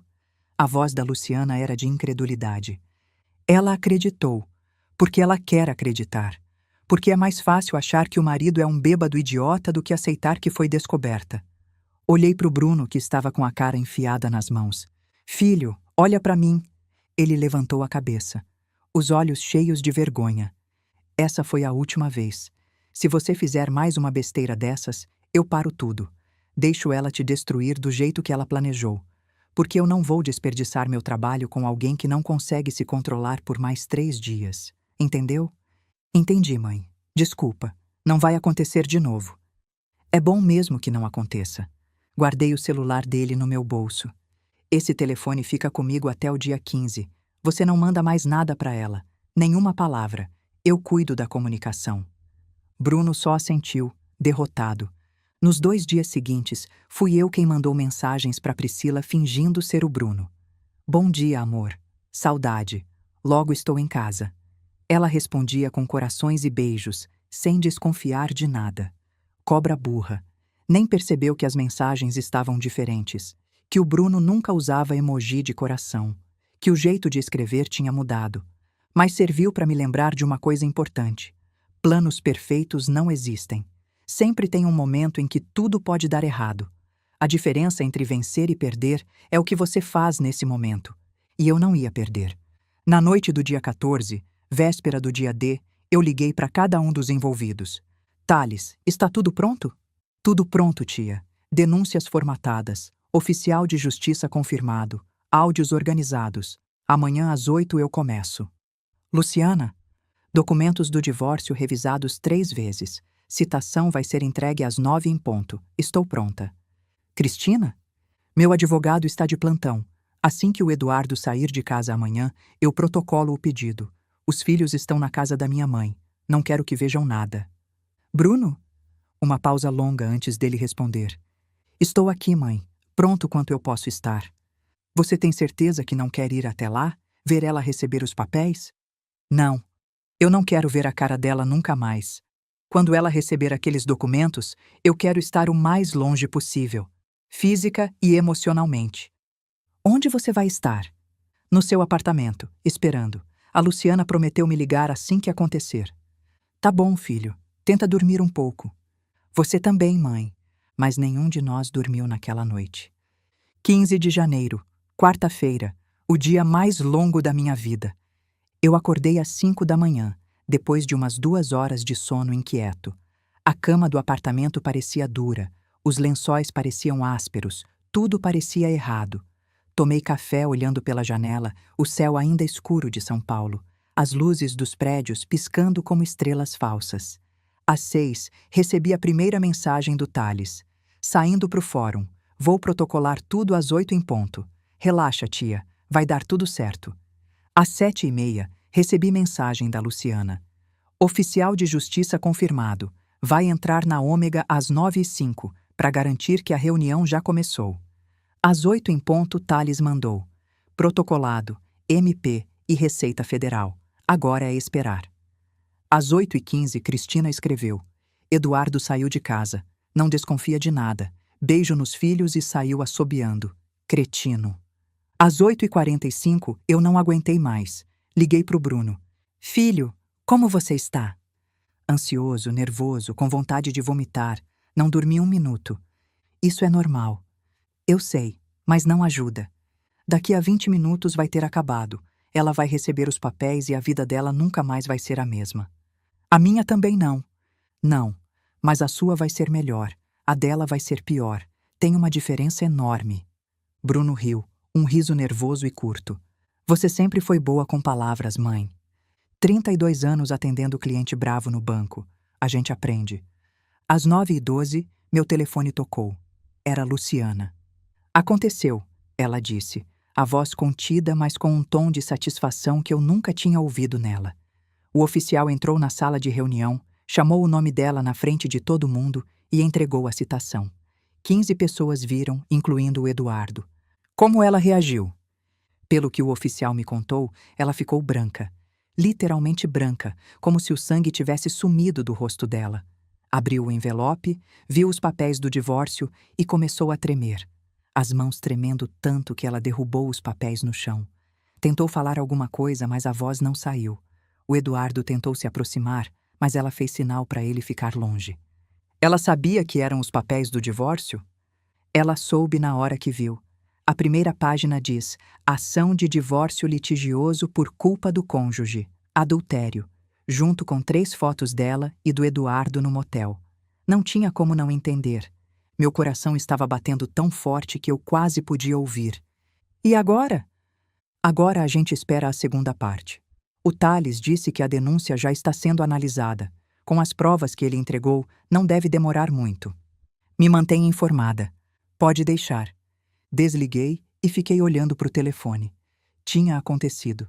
Depois de semanas de planejamento, de espera, de raiva contida, tinha finalmente acontecido. A Priscila agora sabia que o castelo de mentiras dela tinha desabado. Mas às 10h15, o Thales me ligou com a voz tensa. Tia, temos um problema. Meu estômago afundou. De novo não. O que foi? O Eduardo. Ele saiu da empresa há 15 minutos. Pegou o carro e foi embora. Acho que a Priscila ligou para ele, contou do divórcio e ele se assustou. Para onde ele foi? Não sei ainda. Estou tentando rastrear, mas se ele for pro aeroporto, se ele tiver passaporte no carro... Eu não conseguia acreditar. Tínhamos chegado tão perto. A Priscila já tinha recebido os papéis. A denúncia já estava no Ministério Público. E agora o Eduardo ia escapar?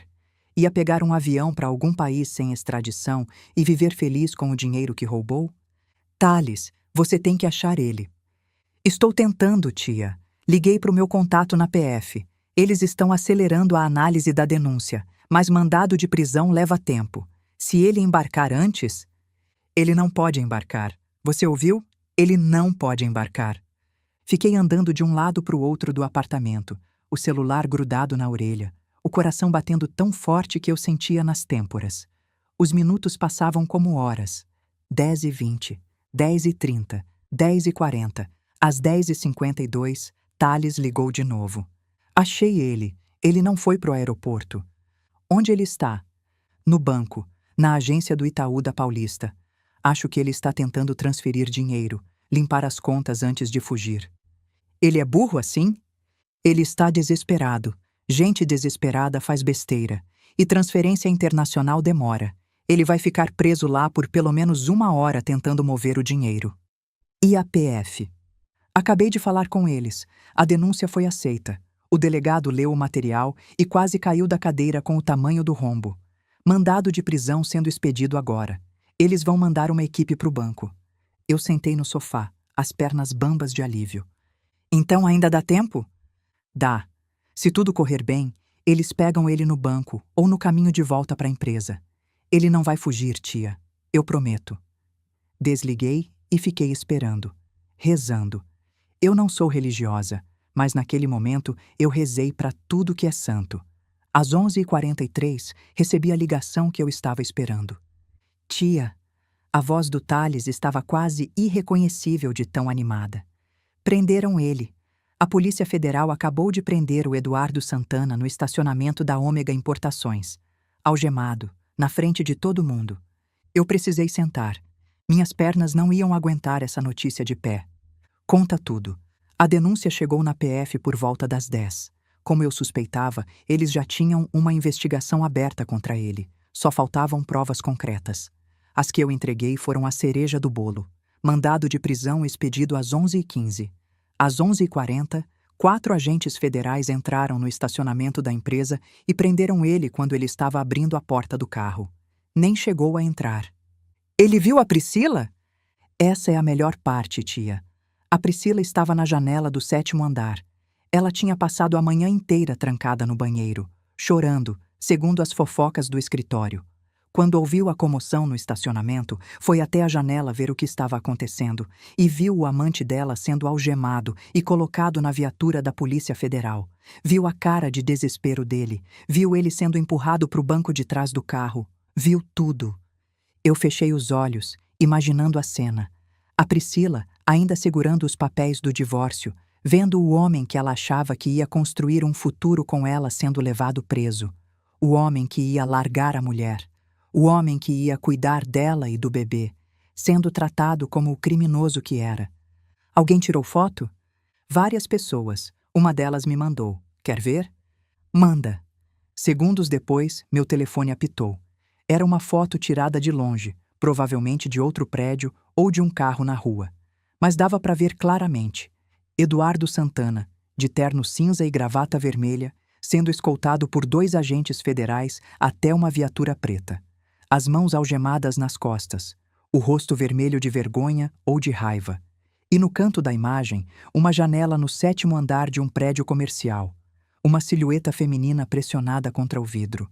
A Priscila assistindo o fim de todos os planos dela. Thales, eu disse, você fez um trabalho perfeito. Eu só juntei as peças, tia, a senhora que montou o quebra-cabeça.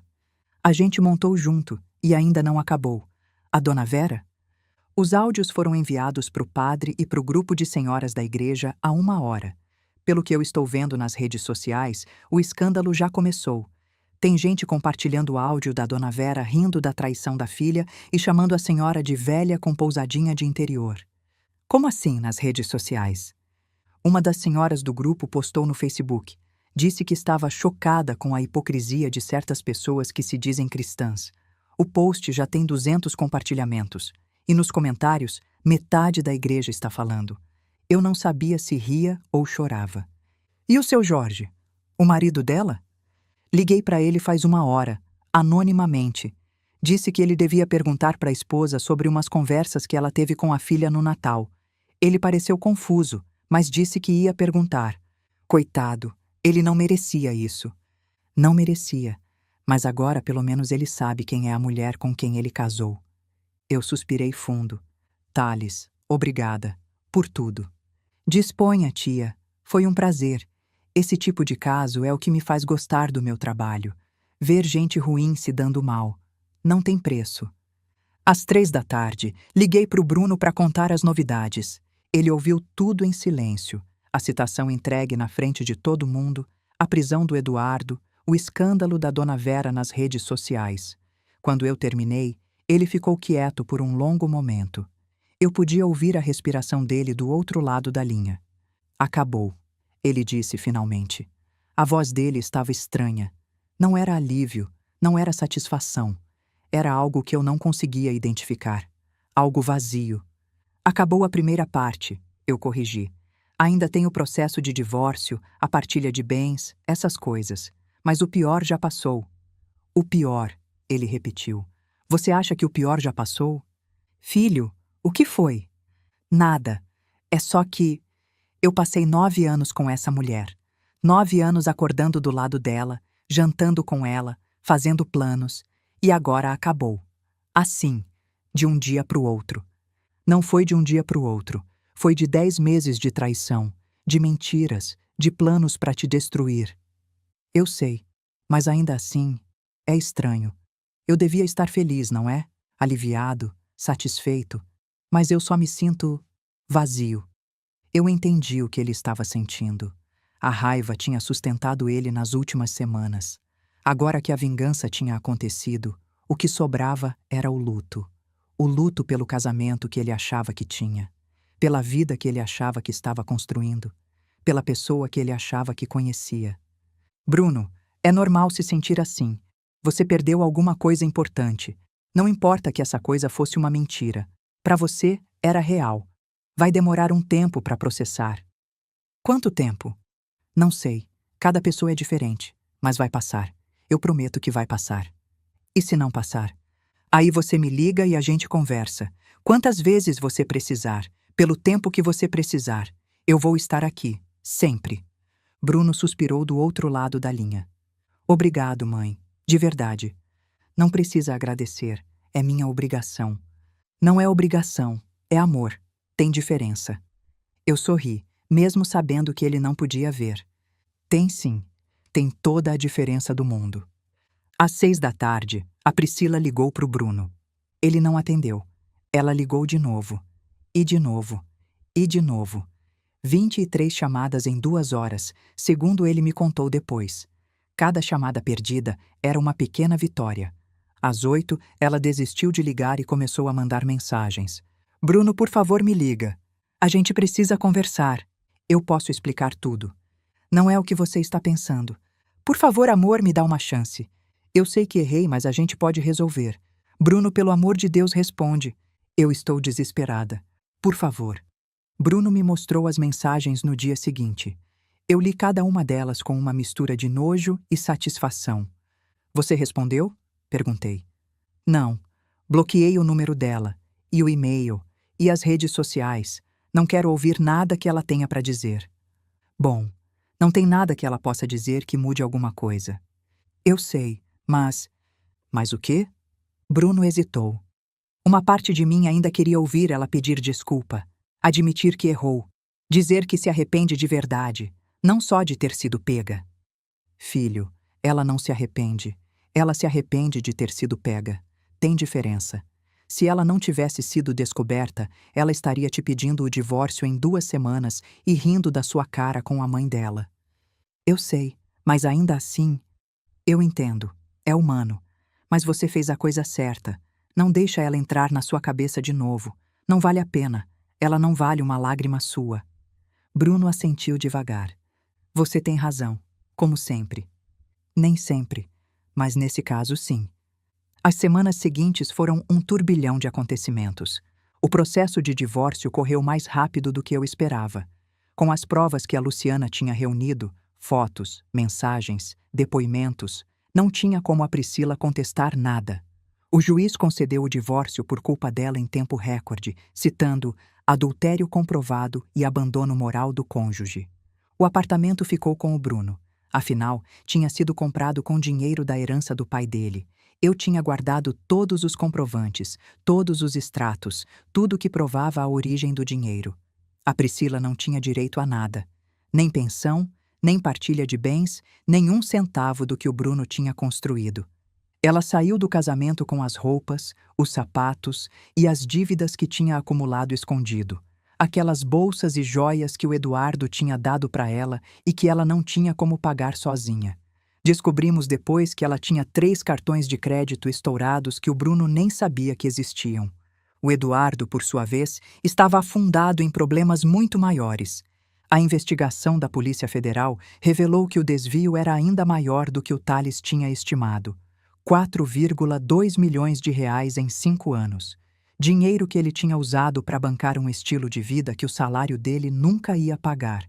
Carros importados, viagens internacionais para resorts de luxo, presentes caros para amantes, no plural, porque descobriram que a Priscila não era a única. Ele foi denunciado por peculato, lavagem de dinheiro e sonegação fiscal. A fiança foi negada.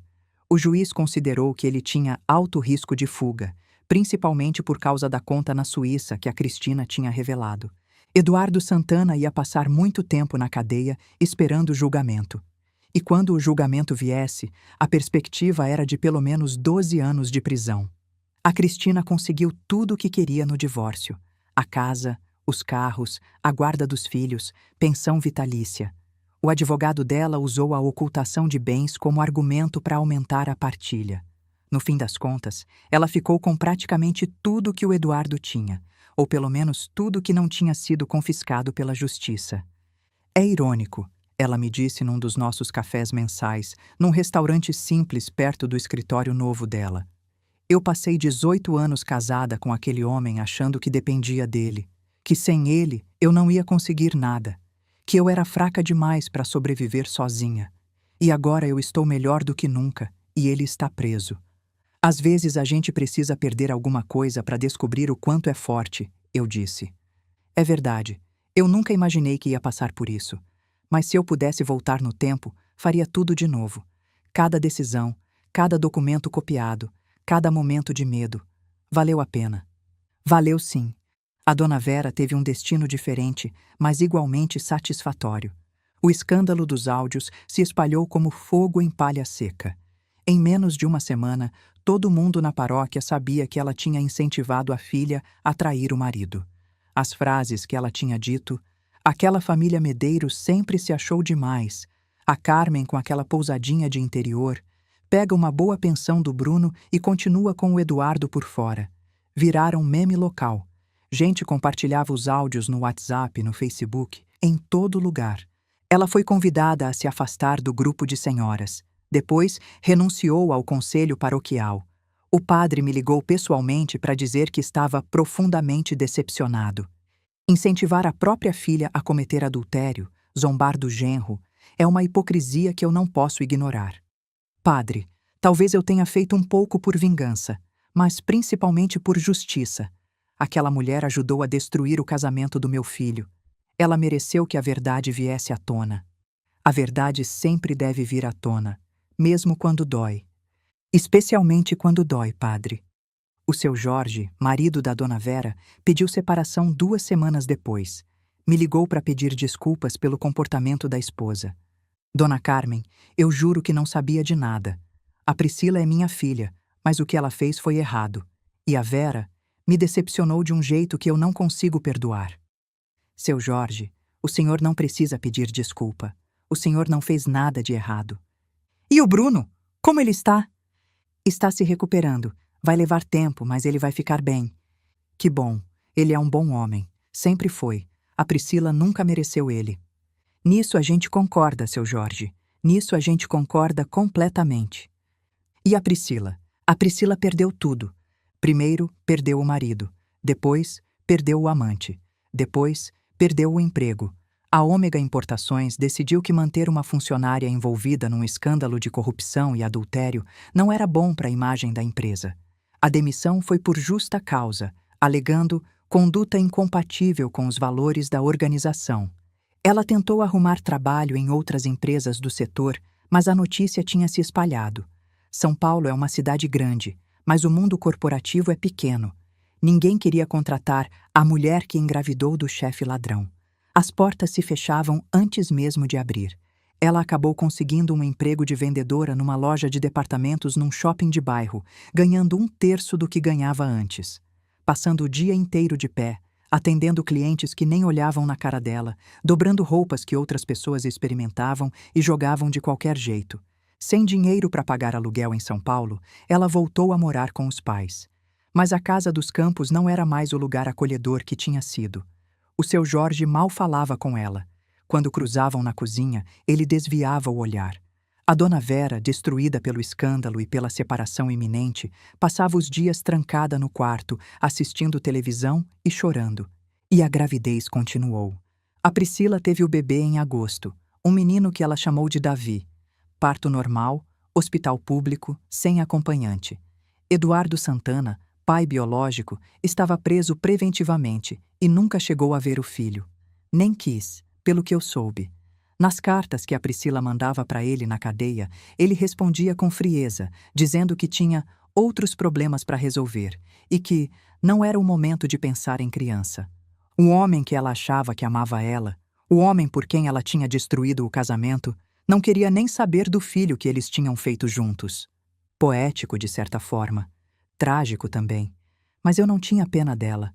Eu só tinha pena do menino, que não tinha pedido para nascer naquela confusão toda.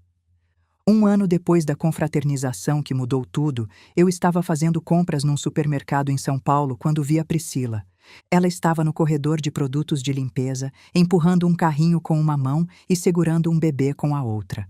O menino, Davi, devia ter uns 4 meses. Bochechas rechonchudas, cabelo escuro, olhos que não pareciam com os da mãe, nem com os do pai. Olhos inocentes de quem ainda não entendia o mundo em que tinha nascido. A Priscila estava diferente. Mais magra, mas não de um jeito saudável. Magra de quem não come direito, de quem não dorme direito, de quem carrega o peso do mundo nos ombros. Os cabelos castanhos que ela sempre mantinha impecáveis estavam presos num rabo de cavalo desleixado, com a raiz aparecendo. As roupas eram simples, camiseta desbotada, jeans surrado, tênis gasto com a sola descolando. Nada das grifes que ela costumava usar. Olheiras fundas, pele sem cor, mãos ressecadas de quem lava muita louça. Ela me viu antes que eu pudesse virar e ir para outro corredor. Dona Carmen. A voz dela era quase um sussurro, rouca, cansada. Ela parecia não saber se devia falar comigo ou sair correndo. Eu considerei ignorar ela. Considerei dar as costas e ir embora, deixar ela ali com a culpa e a vergonha que ela merecia carregar. Mas alguma coisa me fez parar. Talvez curiosidade. Talvez a necessidade de fechar esse capítulo de uma vez por todas. Priscila. Ela se aproximou devagar, como se estivesse se aproximando de um animal selvagem que podia atacar a qualquer momento. O bebê no colo dela me olhou com curiosidade, sem entender nada, brincando com uma chupeta que tinha caído no chão. Eu não sei o que dizer, ela começou, a voz falhando. Eu sei que a senhora me odeia. E eu mereço tudo o que aconteceu comigo. Eu não disse nada, só fiquei olhando para ela, esperando. Eu errei, ela continuou, as palavras saindo atropeladas, misturadas com lágrimas que começavam a escorrer. Eu errei feio. Eu destruí meu casamento, destruí minha vida, destruí a vida de todo mundo ao meu redor. E eu sei que não tem desculpa. Não tem nada que eu possa dizer que justifique o que eu fiz. Não tem mesmo. Eu sei. Eu só queria que a senhora soubesse que eu me arrependo. De verdade. Não só de ter sido pega. De tudo. De ter traído o Bruno. De ter acreditado nas mentiras do Eduardo. De ter deixado minha mãe me convencer de que eu merecia mais do que eu tinha. Ela parou, engolindo em seco. O Bruno era um bom homem. O melhor homem que eu já conheci. E eu joguei tudo fora por uma fantasia. Por um cara que nunca me amou de verdade. Que nunca ia largar a mulher por mim, que agora está preso e nem quer saber do próprio filho. Ela olhou para o bebê nos braços dela e eu vi lágrimas caindo no rostinho do menino. O Davi vai crescer sem pai, por minha culpa, porque eu fui egoísta, porque eu quis mais do que eu tinha direito, porque eu achei que podia ter tudo sem pagar o preço. Priscila, eu disse, e minha voz saiu mais calma do que eu esperava. Eu não te perdoo, nunca vou te perdoar. O que você fez com o meu filho é imperdoável. Ela assentiu, aceitando, as lágrimas correndo livremente agora. Mas eu não te desejo mal, continuei. Não mais. Você já está vivendo o inferno que você criou para si mesma. Não preciso acrescentar nada. Obrigada, ela sussurrou. Não estou fazendo isso por você. Estou fazendo por mim. Carregar ódio é pesado demais. Eu tenho coisas melhores para fazer com minha energia. Olhei para o bebê nos braços dela. O menino estava brincando com uma mecha de cabelo da mãe, alheio à conversa, alheio à tragédia que cercava a existência dele. Um menino inocente que não pediu para nascer nessa bagunça. Esse menino não tem culpa de nada, eu disse. Cuida bem dele, é a única coisa boa que sobrou dessa bagunça toda. Eu vou cuidar, eu prometo. Não promete pra mim, promete pra ele. Ele é o único que importa agora. Eu dei as costas e fui embora, deixando ela ali no corredor de produtos de limpeza, com o bebê no colo e as lágrimas no rosto. Não olhei para trás. Não precisava. Aquele capítulo estava fechado. O Natal daquele ano foi na minha pousada em Campos do Jordão. Eu tinha fechado para hóspedes de novo, mas dessa vez não era para planejar vingança, era para celebrar. A noite na serra estava fresca e a lareira crepitava na sala, enchendo o ar com cheiro de lenha e aconchego. A mesa estava posta para 10 pessoas. Toalha branca de linho, pratos da minha mãe, taças de cristal que eu só usava em ocasiões especiais. Velas acesas no centro, ao lado de um arranjo de flores do jardim. Bruno estava lá, sorrindo de um jeito que eu não via há muito tempo. Não era o sorriso ingênuo de antes. Era um sorriso diferente, mais maduro, de quem tinha atravessado o fogo e saído do outro lado. Do lado dele, uma mulher chamada Fernanda, fisioterapeuta, divorciada, mãe de uma menina de 7 anos.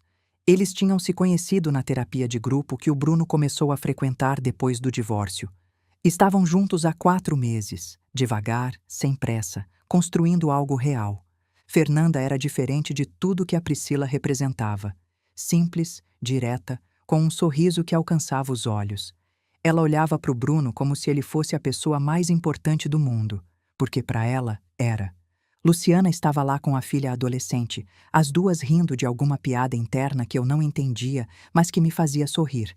Thales tinha vindo com a namorada, uma advogada criminal que ele tinha conhecido num caso.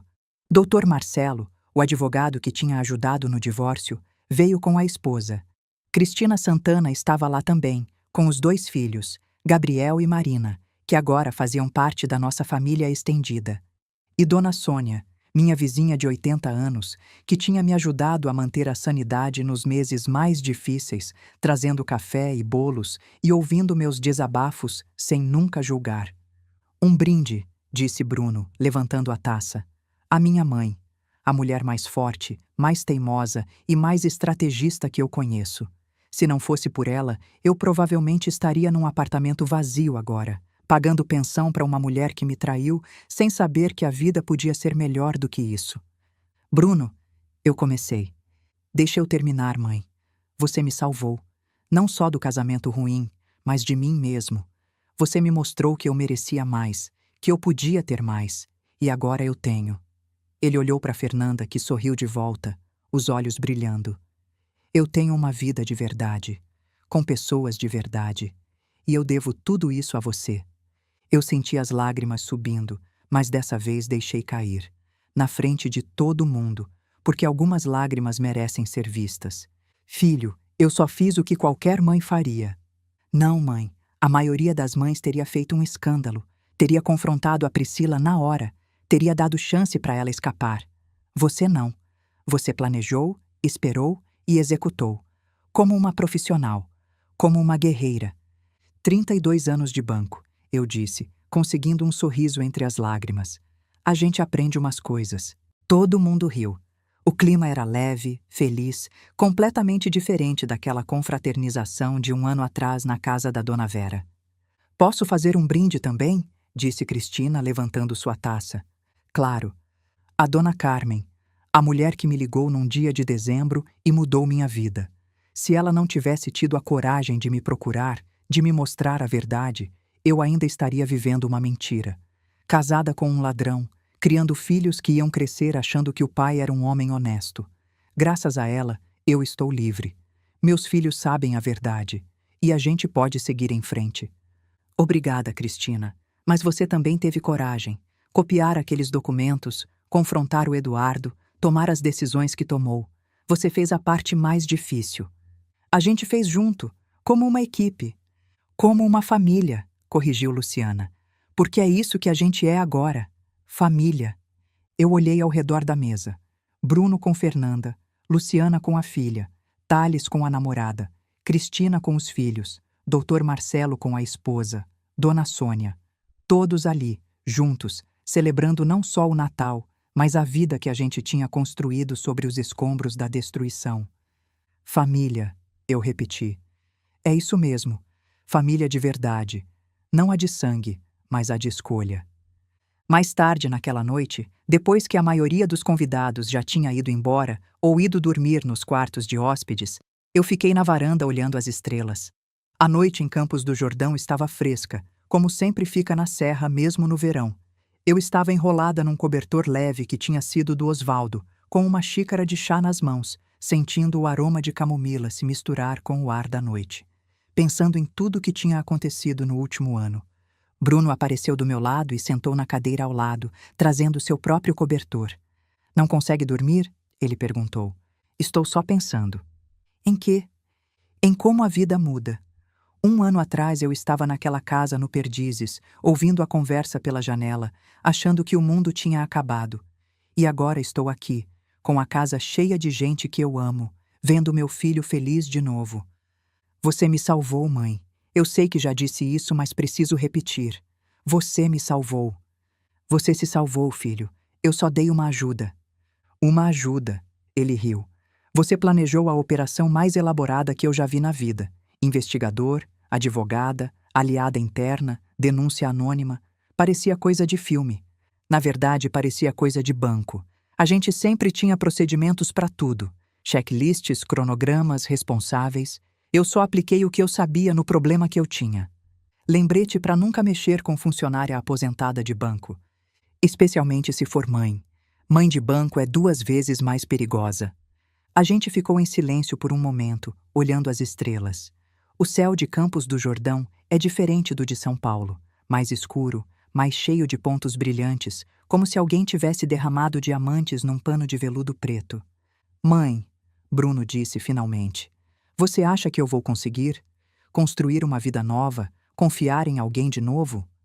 Você já está construindo, filho. A Fernanda parece uma boa mulher. Ela é. Mas às vezes eu tenho medo. Medo de estar errado de novo.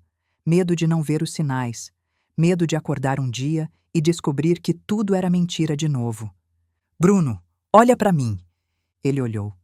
Você não errou da primeira vez. Você confiou. Isso não é erro. Erro é o que a Priscila fez. Você foi vítima, não culpado.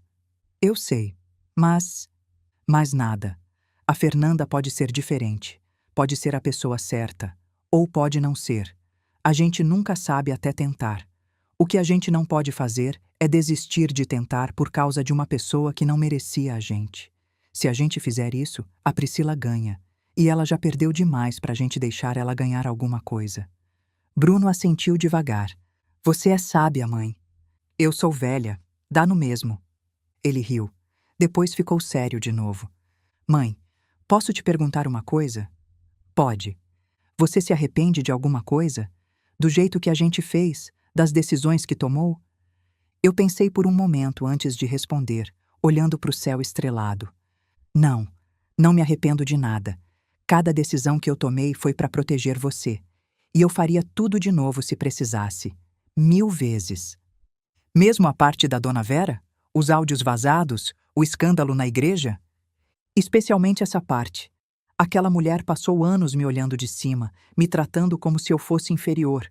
E o tempo todo ela estava incentivando a filha a destruir meu filho. Ela mereceu cada segundo de humilhação que ela passou. Você é implacável. Só quando mexem com quem eu amo. Aí eu sou a pessoa mais implacável que você já conheceu. Não tem limite para o que eu faria por vocês. Bruno sorriu e pegou minha mão. Obrigado, mãe, por tudo, por ser quem você é. Obrigada a você, filho, por me dar motivo para lutar. A gente ficou ali, de mãos dadas, olhando as estrelas de Campos do Jordão.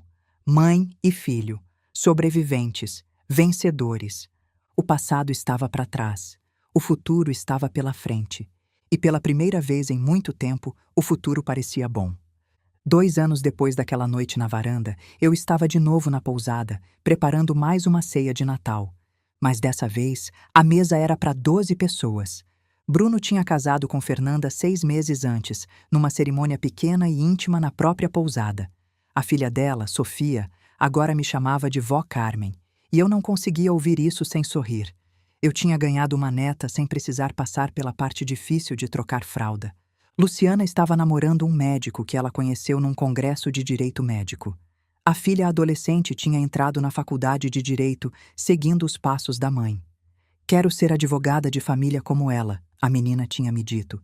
Quero ajudar gente que está sofrendo. Thales tinha pedido a namorada em casamento. O casamento ia ser no ano seguinte, e eu já estava planejando a despedida de solteiro, com a ajuda da Luciana, claro. Cristina tinha aberto um escritório de arquitetura que estava fazendo sucesso. Os filhos dela estavam bem, adaptados à nova realidade, mais próximos da mãe do que nunca tinham sido do pai.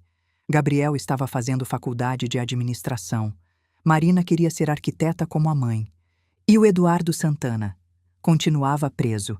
O julgamento tinha resultado em 14 anos de prisão. Com sorte, ele ia sair quando tivesse 60 e poucos anos, sem dinheiro, sem família, sem reputação. O preço que ele pagou por uma vida de mentiras e roubos. A Priscila eu não via há mais de um ano. Soube por fontes indiretas que ela tinha se mudado para o interior de Minas, para ficar perto de uns parentes distantes.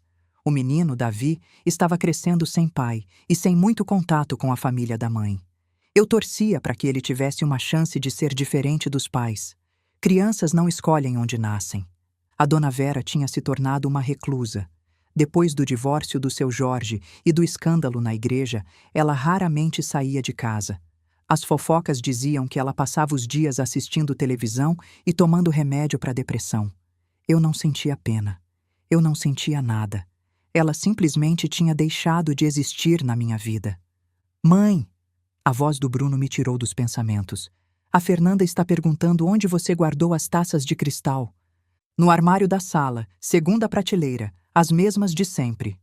Eu voltei para a cozinha, onde o peru estava quase pronto e as panelas borbulhavam com os acompanhamentos. O cheiro de comida caseira enchia o ar, farofa, arroz, batatas, tudo que o Osvaldo gostava e que eu fazia todo o Natal em memória dele. A casa estava cheia de barulho, risadas, conversas, música de Natal. O barulho da felicidade. Às vezes eu ainda pensava naquele dia de dezembro, 2 anos atrás, quando cheguei mais cedo na casa da Dona Vera e ouvi a conversa pela janela. O dia que mudou tudo. Se eu pudesse voltar no tempo, o que eu faria diferente? Nada. Absolutamente nada. Eu protegi meu filho. Eu destruí quem tentou destruir ele. Eu construí uma vida nova sobre os escombros da antiga. É isso que uma mãe faz. Protege, planeja, espera, age, sem remorso, sem piedade, com amor, sempre com amor. FIM